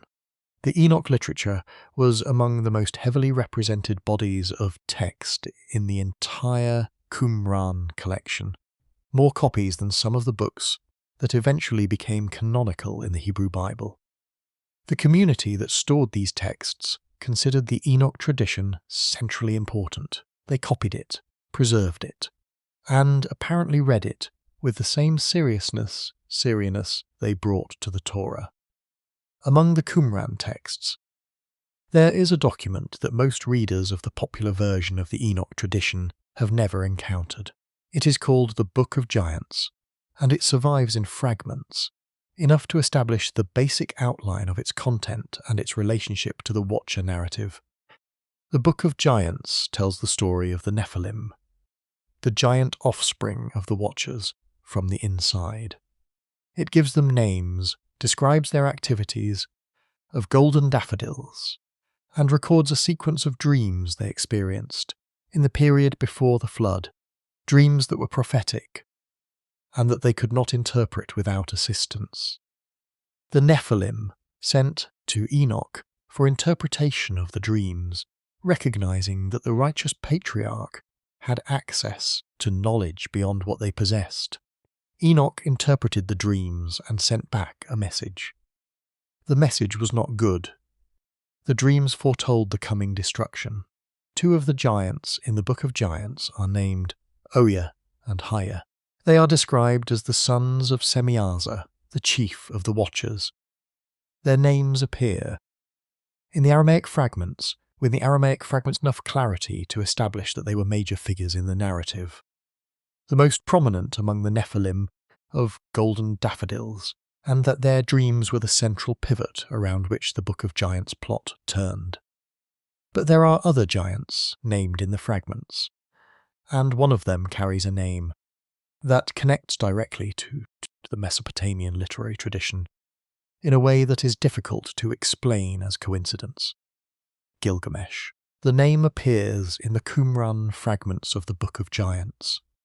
Gilgamesh, the hero of the great Babylonian epic, appears in a Jewish sectarian text about the offspring of the fallen Watchers, classified among the Nephilim, the monstrous hybrid, children of divine human union, whose violence was one of the justifications for the flood. This is not a marginal or disputed reading. The name is in the Aramaic text. Researchers who have studied the Book of Giants fragments have noted the presence of this name and its implications for the relationship between the Enoch tradition and the Mesopotamian literary heritage. Gilgamesh in the Babylonian tradition is 2/3 divine and 1/3 human, a hybrid figure of extraordinary size and strength, whose story is set in the antediluvian world, and whose closest companion, Enkidu, is associated with the wild register outside human civilization. In the Book of Giants, that same figure appears as a Nephil, a hybrid product of the Watcher descents, a being whose nature straddles the divine and the human in exactly the way the Babylonian epic describes. The presence of Gilgamesh in the Book of Giants establishes a direct textual link between the Enoch tradition and the Mesopotamian literary world that goes beyond structural parallel and thematic resonance. It is a named figure, borrowed, relocated, and given a new role within a different theological framework. The Babylonian hero, who sought immortality and mourned the death of his companion, has become, in the Jewish sectarian reworking, one of the catastrophic offspring whose violence helped justify the destruction of the pre-flood world. The moral valence has inverted, as it inverted for the Anunnaki who became the Watchers. In Babylon, Gilgamesh is the great king, the builder of Uruk's walls, the man who travelled to the ends of the earth. In the Book of Giants, he is among those whose nature and behaviour made the world uninhabitable. There is also a figure in the Mesopotamian tradition, whose presence in the Enoch material has been discussed less often, but who may represent an even more direct point of contact. The Babylonian epic's great antagonist in its central section is Humbaba, the guardian of the cedar forest, a being of terrible aspect who breathes fire, and whose face, in some descriptions, is composed of coiled entrails, an ancient symbol of divination and prophetic power in Mesopotamian culture. Humbaba guards a forest that the text places to the northwest, in the mountainous territory of the Upper Levant, roughly in the direction of the Lebanon and anti-Lebanon ranges. He is placed, in other words, in the general direction of Mount Hermon. He is a being of ambiguous nature, neither fully divine nor human, who inhabits a liminal geographic zone at the boundary of the known world. Some researchers have noted that the name Humbaba and the figure's described characteristics carry resonances with the Watcher tradition's description of the beings confined in the earth's dark places, bound and waiting, in a wilderness that is simultaneously geographic and cosmic. These connections cannot be pressed into a simple equivalence. Humbaba is not Azael. The cedar forest is not the valley at the foot of Hermon, but the accumulation of resonances. The northwest mountains, the ambiguous, divine human monster nature, the confinement in a wild place, the association with a boundary that marks the edge of the known world, suggests that the Mesopotamian literary tradition and the Enoch tradition are drawing on a shared imaginative geography, a mental map of where liminal beings dwell. That was consistent across the cultures of the ancient Near East. That shared mental map has a physical component, the territory of the Upper Levant, the region running from the northern Levantine coast through the Bekaa Valley and up to the slopes of the Hermon anti-Lebanon range was in the 2nd and 1st millennia BCE a zone of intense cultural contact and exchange. Egyptian commercial and military power reached into it from the south and west. Mesopotamian cultural and occasionally military power reached into it from the east.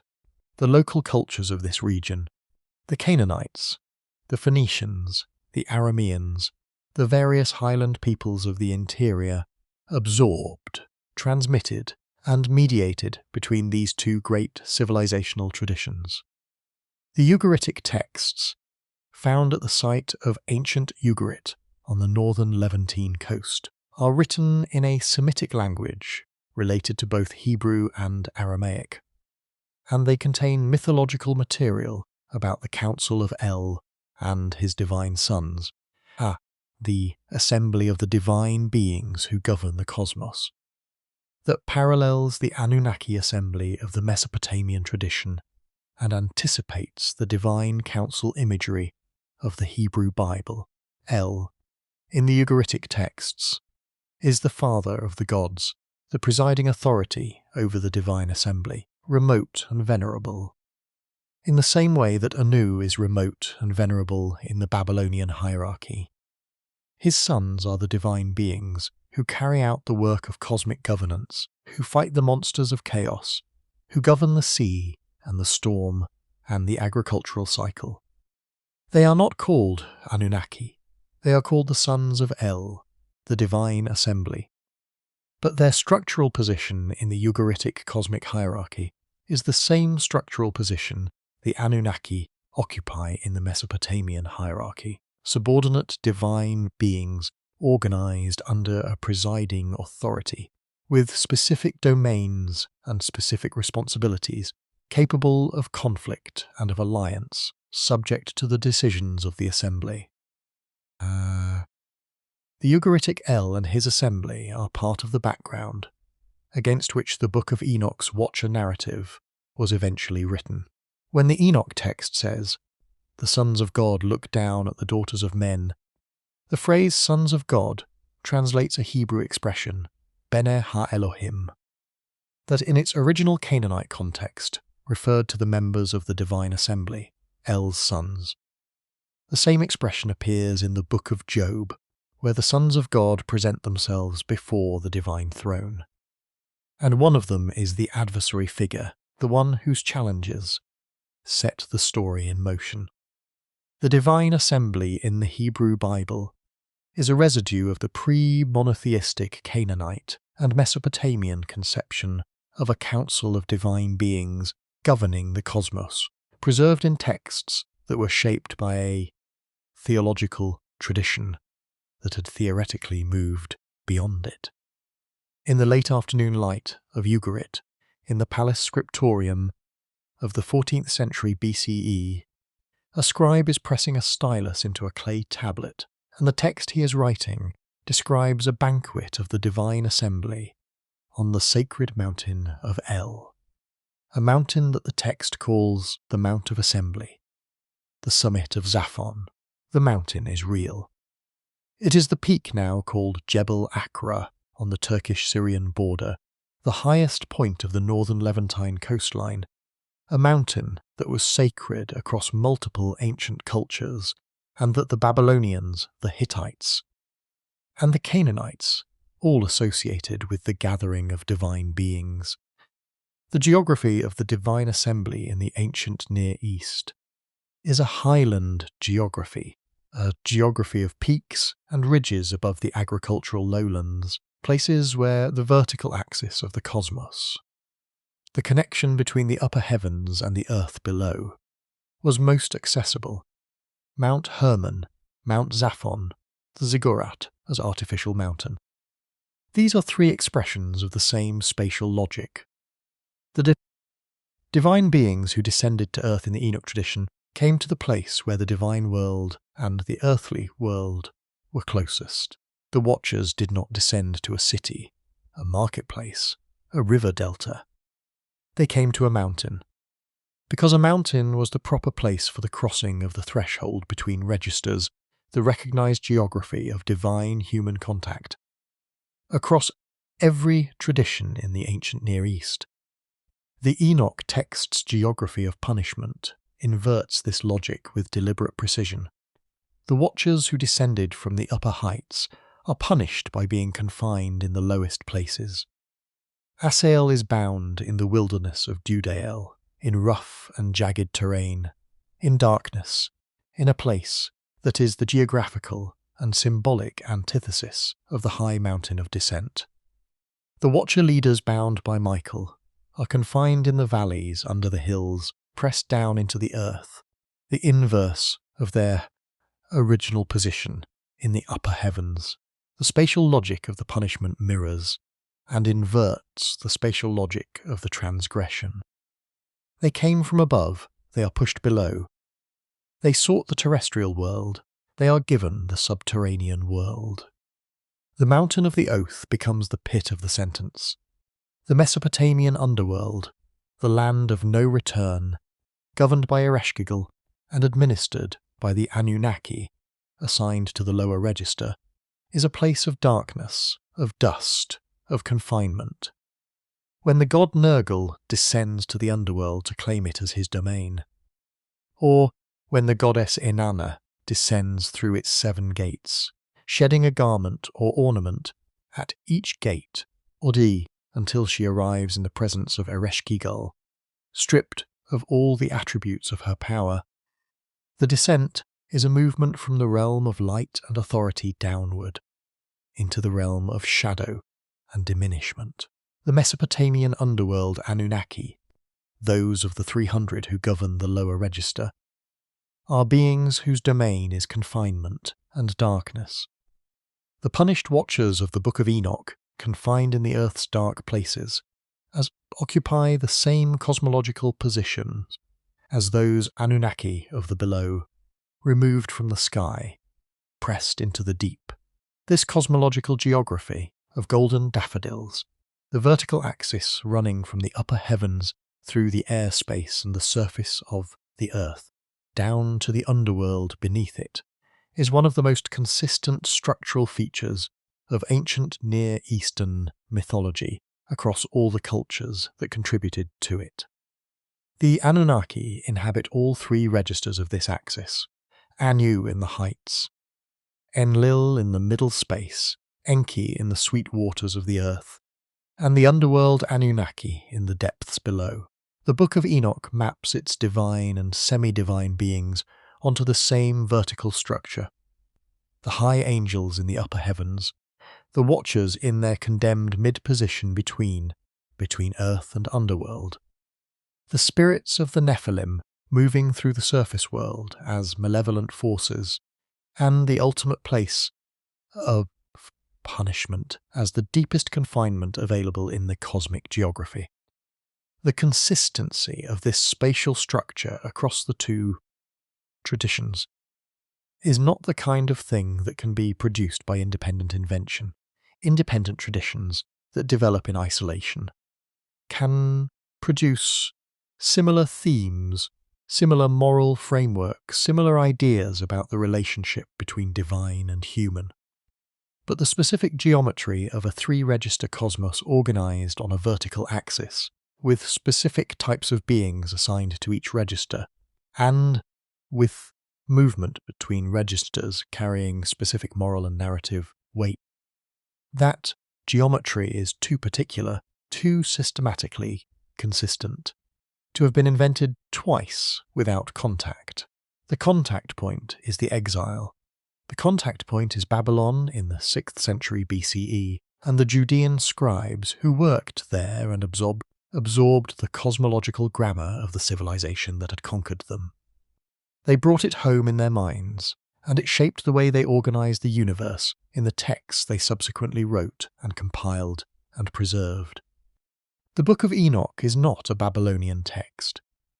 It is a Jewish text, shaped by Jewish theological concerns, serving the particular needs of the Second Temple communities that maintained and transmitted it. But its cosmological skeleton, the vertical axis, the registers of being, the movement between them and its consequences.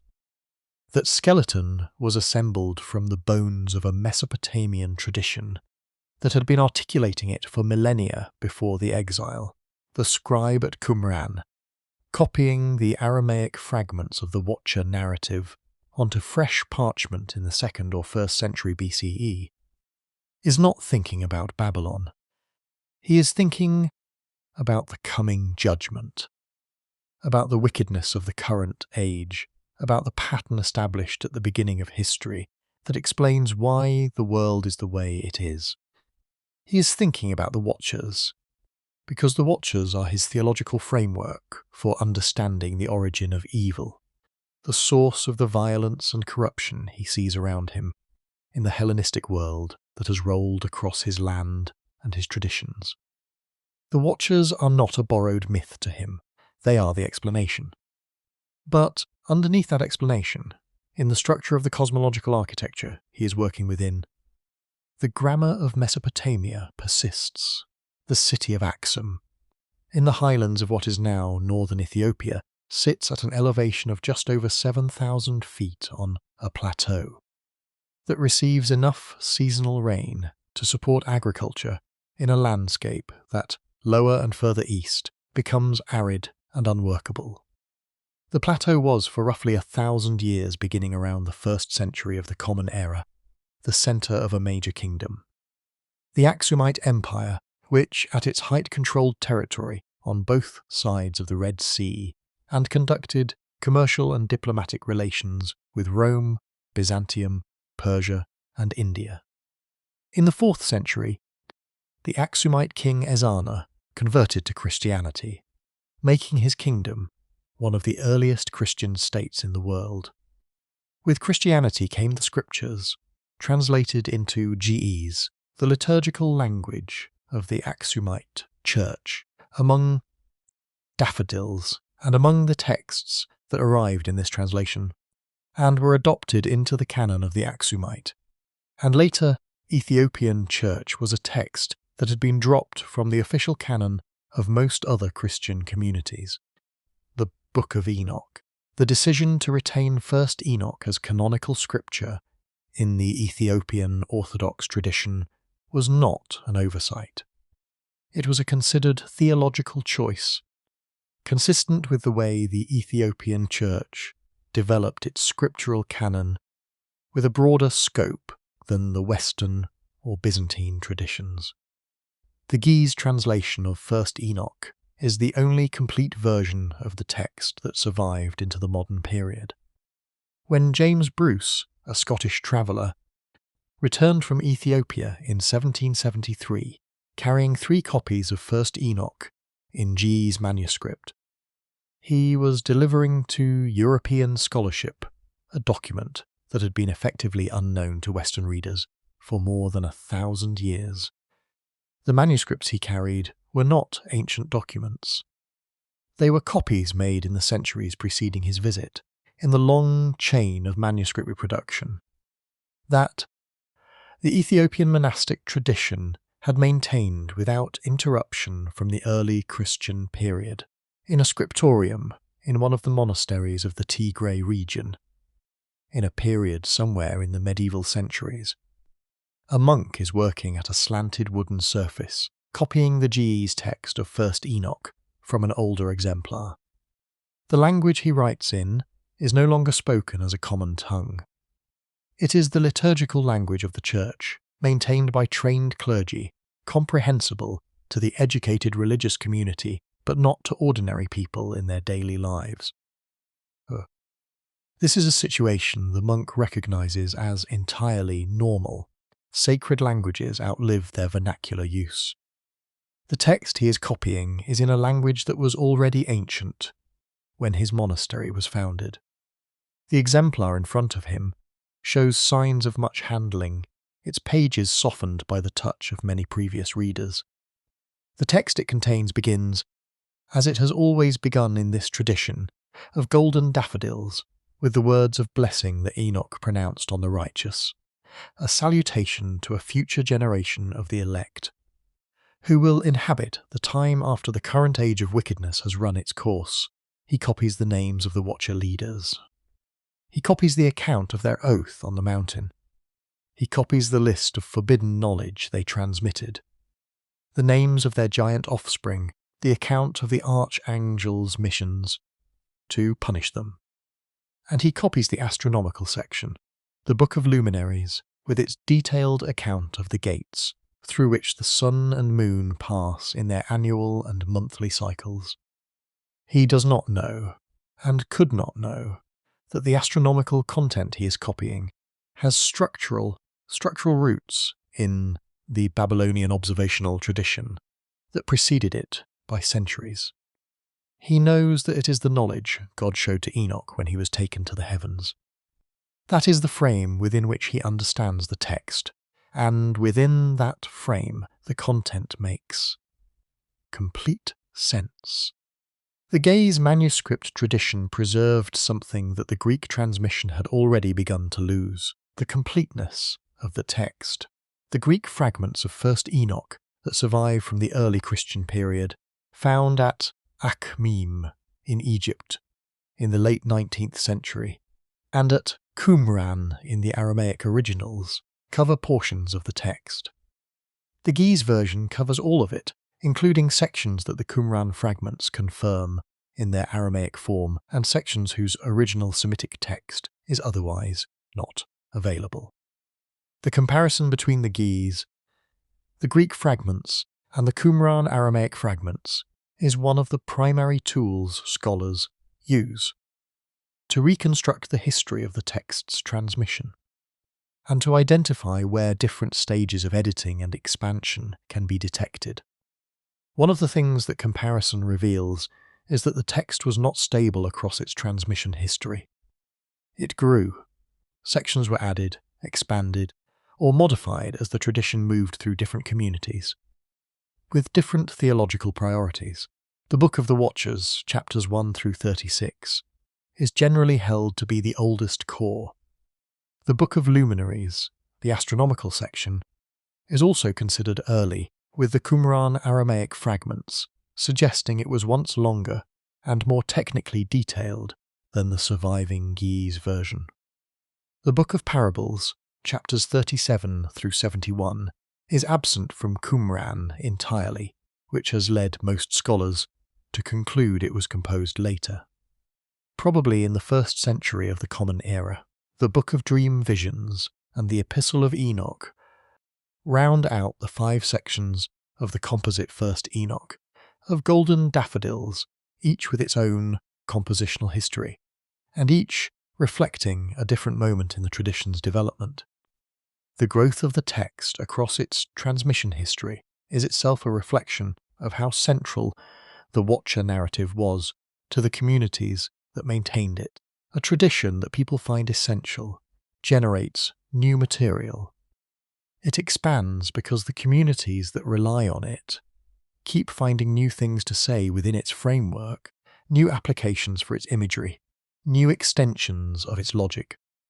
The Watcher narrative, with its account of fallen divine beings, transmitted knowledge, hybrid offspring, and coming judgment, was a framework capacious enough to absorb the concerns of multiple generations across multiple centuries, and each generation added to it the things they needed it to say.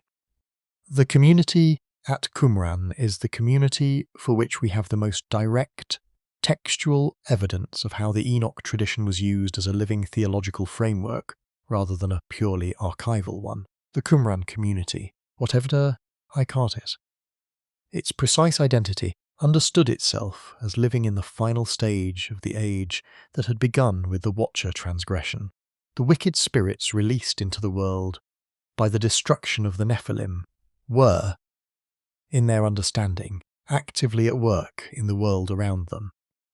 The corruption of the priestly establishment in Jerusalem, the encroachment of Greek cultural forms, the political and military dominance of foreign powers.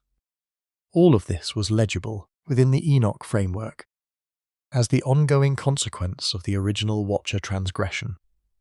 The demons were still active. The judgment was coming, but had not yet arrived. The community's role was to maintain righteousness in the final period before the punishment of the Watchers was complete, and the New Age began. The Damascus document, one of the sectarian texts found at Qumran, refers explicitly to the Watchers as the origin of the spiritual corruption that characterizes the present age. The community rule, the text, governing the internal life of the Qumran community, use a daffodils, a cosmological framework in which all of humanity is divided between the children of light and the children of darkness, governed respectively by 2 supernatural figures whose conflict underlies all of history. That cosmological dualism, the idea that history is structured by a conflict between opposing supernatural forces, is not native to mainstream Hebrew biblical theology. It has Persian Zoroastrian resonances, and it also has resonances with the Enoch tradition's picture of a world in which the released spirits of the Nephilim constitute an active malevolent force in ongoing conflict with the divine order. The Qumran community synthesized multiple strands of ancient Near Eastern religious thought into a distinctive theological framework, and the Enoch tradition was one of the most important of those strands. The trajectory of the Watcher narrative did not stop at Qumran. It continued moving east and west simultaneously in the early centuries of the Common Era absorbed into different religious traditions that found the framework useful for their own purposes. The Manichaean tradition, the religious system founded by the Babylonian prophet Mani in the 3rd century of the Common Era, preserved and extended the Book of Giants that appears in fragmentary form at Qumran. Manichaean fragments of the Book of Giants were found at sites across the old Silk Road, at Turfan in the Tarim Basin of what is now Western China, in a script adapted from Syriac, written in languages ranging from Sogdian to Middle Persian to early Turkic.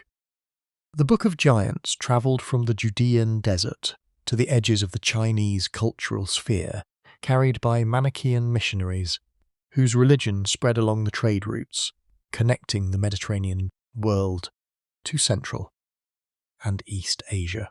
Those Turfan fragments preserve Gilgamesh's name again, in a context that confirms his role as one of the Nephilim, a giant whose dreams foretold the coming destruction.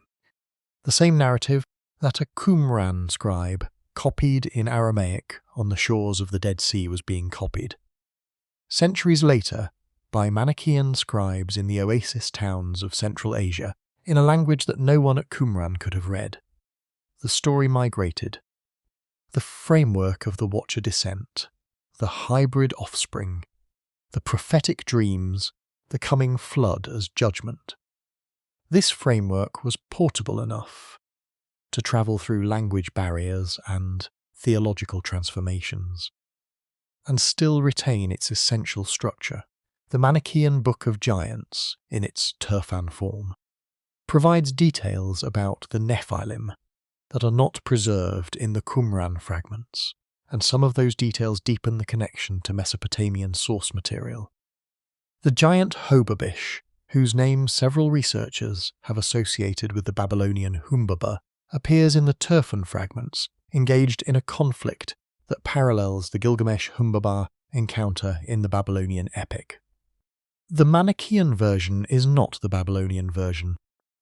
It is a reworking that has passed through multiple layers of transmission and theological reframing, but the name and the conflict pattern are sufficiently parallel that the connection has been noted by researchers who specialize in both Mesopotamian and Manichaean literature.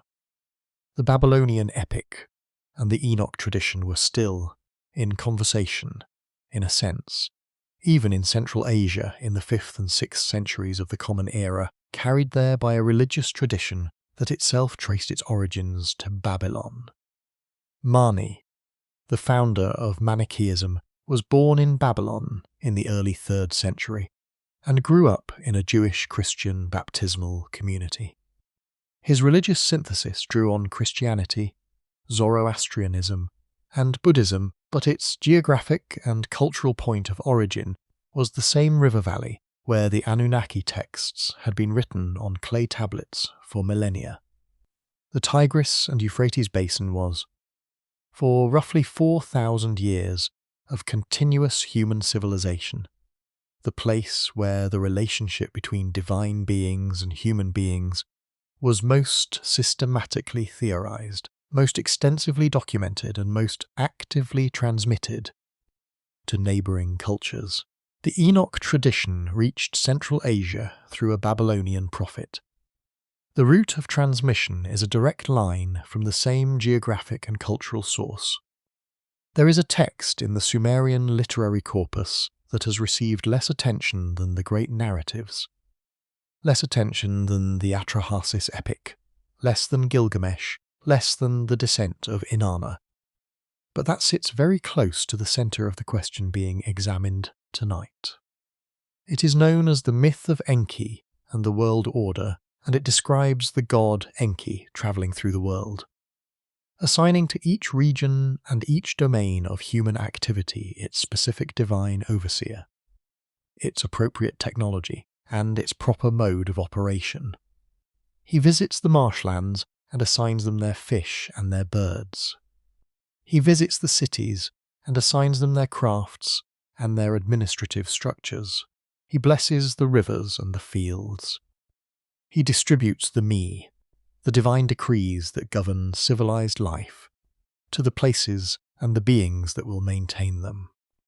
The text is a catalogue of civilization, organized as a divine distribution event. The Anunnaki are not simply governing the world, they are actively constituting it, assigning its components their proper characters, filling in the structure of civilized existence as a deliberate divine act. Each craft, each social role, each aspect of organized human life has a divine assignment behind it. A moment when an Anunnaki figure determined that this is how this will work, this is what this will be for, this is who will maintain it. The world order of the Sumerian title is not a natural order that evolved without direction. It is an administered order, distributed from above. The Book of Enoch's account of the Watcher knowledge transmission fits into this same conceptual framework, but from the transgressive angle, the proper channel for the distribution of civilizational knowledge. In the Mesopotamian understanding, ran from Enki through the Apkallu to humanity. The Me travelled downward through legitimate conduits, through the ordained chain of divine to sage to king to people. The Watchers, in the Enoch tradition, represent an unauthorized distribution event. Beings who were not the appointed channel, transmitting knowledge that was not theirs to give, through a mechanism, direct sexual and social contact with humans, that bypassed the proper structure of the cosmological hierarchy. The same knowledge, transmitted through the wrong channel by the wrong beings, in the wrong way, produced catastrophe rather than civilization. This is a distinction that the Mesopotamian texts themselves encode, though not in exactly those terms. The contrast between legitimate and illegitimate transmission of divine knowledge runs through the Apkallu tradition in a specific way. The 7 Apkallu of the antediluvian period are the legitimate transmitters sent by Enki, operating through sanctioned channels, producing the foundations of Mesopotamian civilization. After the flood, the tradition records a category of beings called the post-diluvian Apkallu, who are said to be only 2/3 Apkallu, partially divine, partially human. Their transmissions of knowledge in the post-flood world are consequently less pure, more prone to error, less reliably aligned with the divine order. The contamination of the knowledge channel by its partial humanization is a Mesopotamian way of accounting for why human institutions, even those derived from divine sources, always tend toward corruption and disorder over time. The Book of Enoch makes the same observation through a different narrative mechanism.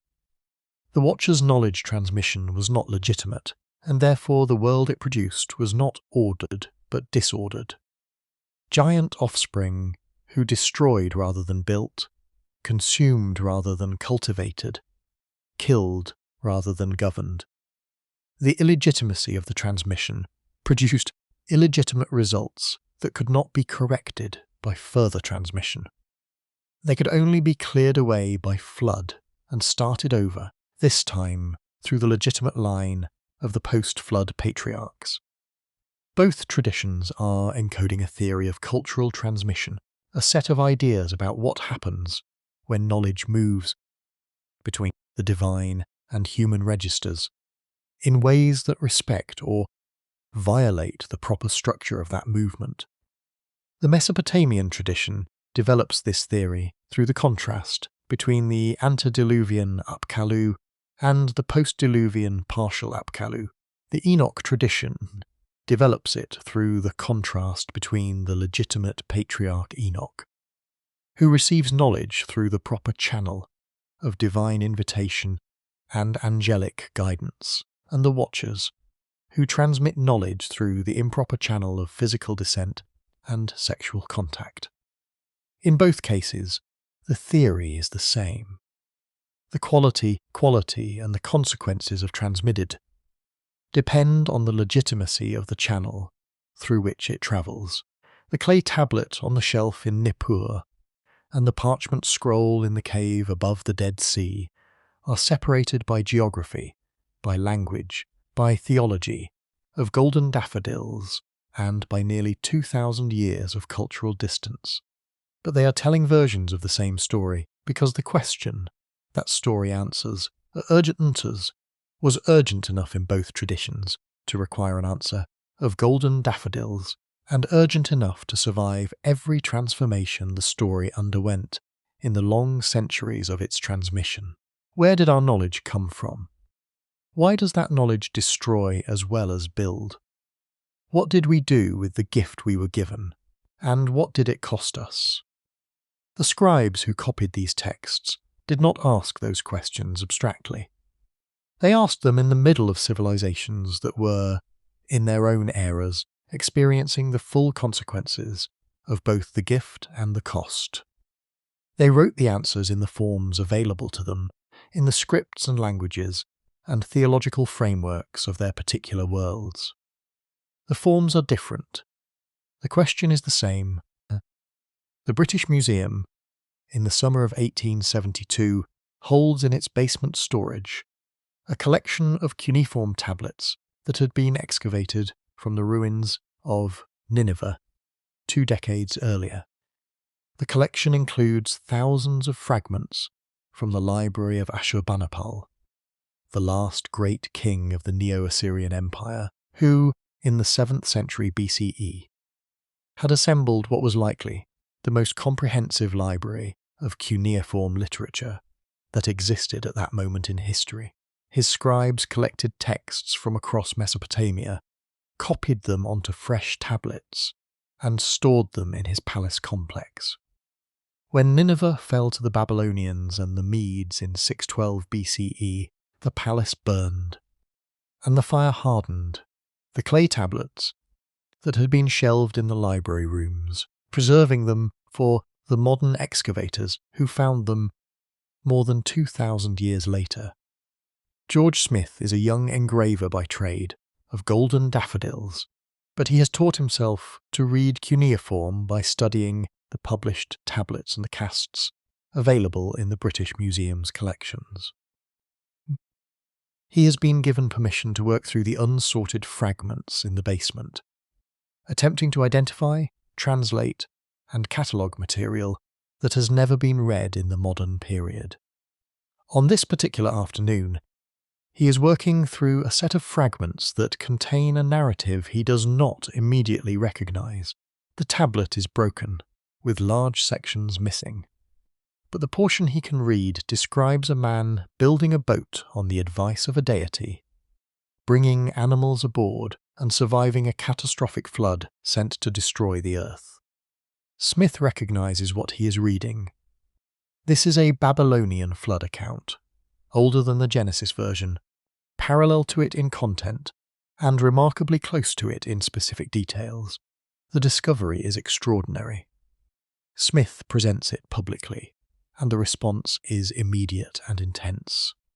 The Genesis flood is not unique. It has a Babylonian parallel, and the Babylonian version is older. The implications for biblical studies are substantial.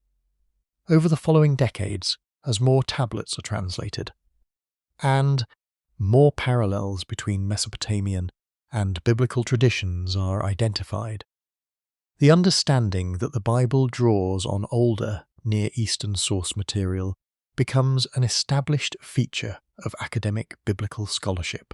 The Enoch tradition's parallels to Mesopotamian material are part of this larger pattern, identified later as more of the Qumran texts are published, and as researchers begin to work systematically across the Sumerian, Akkadian, Aramaic, and Ge'ez manuscript traditions.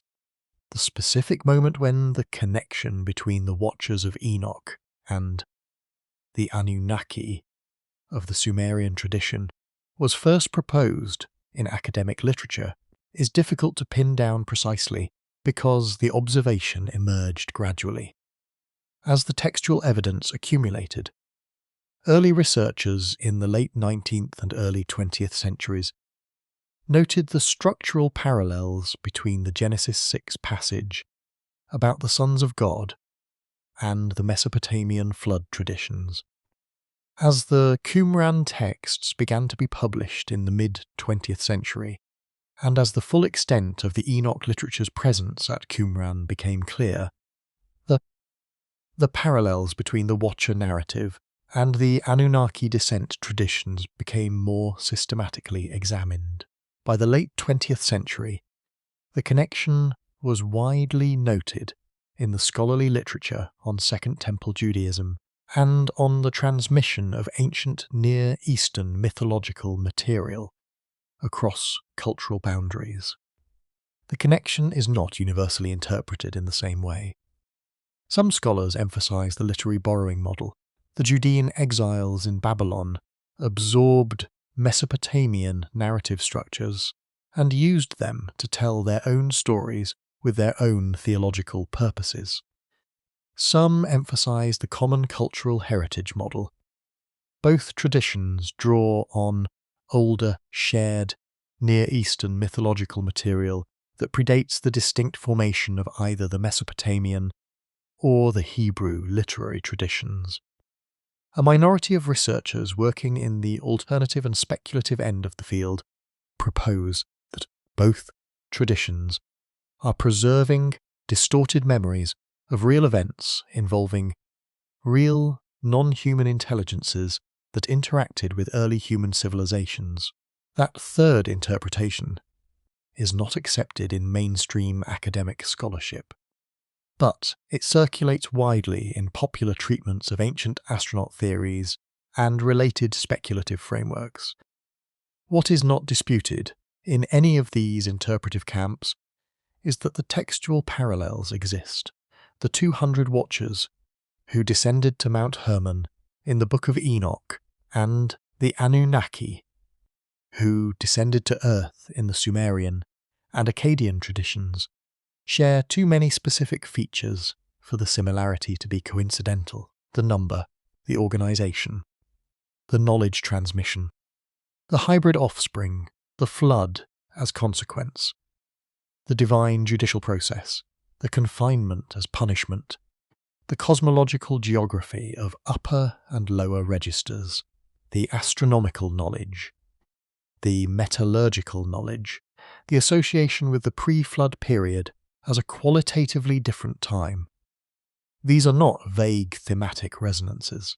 They are detailed, structural correspondences across multiple independent variables. The implications of those correspondences depend on what framework you bring to the material. If you bring a framework that assumes all mythological narrative is purely literary invention, the correspondences tell you about cultural contact and literary borrowing. If you bring a framework that assumes mythological narrative can preserve distorted historical memory, the correspondences suggest that both traditions might be preserving different versions of real events, whose original character has been transformed through centuries of oral and written transmission. If you bring a framework that is open to non-human intelligences interacting with human civilizations in the deep past, those correspondences become evidence of something more literal than either of the first two frameworks allows. The texts themselves do not resolve this question. They cannot. A text is a record of what someone believed or wanted to communicate at the time the text was written. It is not direct access to the events the text describes. The scribe in Nippur, copying the Atrahasis epic, believed he was copying a true account of how the world came to be the way it is. The scribe at Qumran, copying the Book of the Watchers, believed the same thing. Both scribes were working within theological frameworks that understood the divine realm and the human realm as genuinely distinct registers of being, with real interaction between them and real consequences from that interaction. Whether their belief corresponds to historical reality, or is instead a pre-scientific way of conceptualizing human cultural development, is a question the texts alone cannot answer. What the texts do provide, across the distance of millennia and the barriers of language and theology, is a consistent picture of what the people who wrote them believed about the origins of the knowledge that made their civilizations possible. They believed it came from outside the ordinary course of human development. They believed it was transmitted by beings who occupied a higher register of existence than ordinary humans. They believed that transmission had consequences, some beneficial and some catastrophic.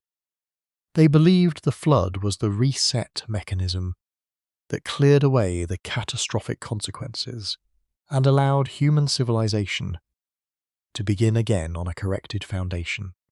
And they believed that the beings who had transmitted the original knowledge, whether called Anunnaki or Watchers, were still in existence, still part of the structure of the cosmos, still relevant to understanding why the world operates the way it does.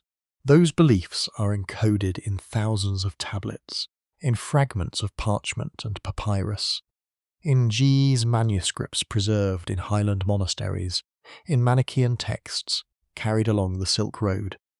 The geographic and temporal spread of the material is vast. The consistency of the core narrative across that spread is remarkable, and the question that narrative answers, where did we get the knowledge that made us civilized, and what did it cost us, is a question that every human culture has had to answer in one form or another. Of golden daffodils, because every culture that reaches a certain level of complexity begins to recognize that the tools it uses, the structures it builds, and the violence it can inflict are all scaled beyond what unassisted human development would seem capable of producing in the time available. The modern world does not answer that question with gods or watchers or Anunnaki.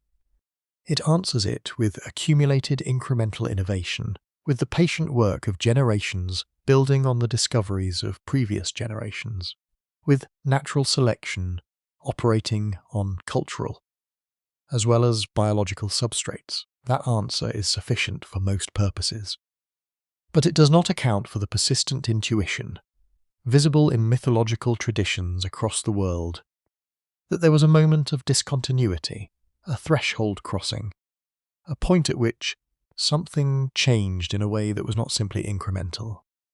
The ancient Near Eastern traditions, both Mesopotamian and Jewish, preserve that intuition in narrative form, and they preserve it with enough detail and enough internal consistency that the narrative has survived every transformation those traditions have undergone.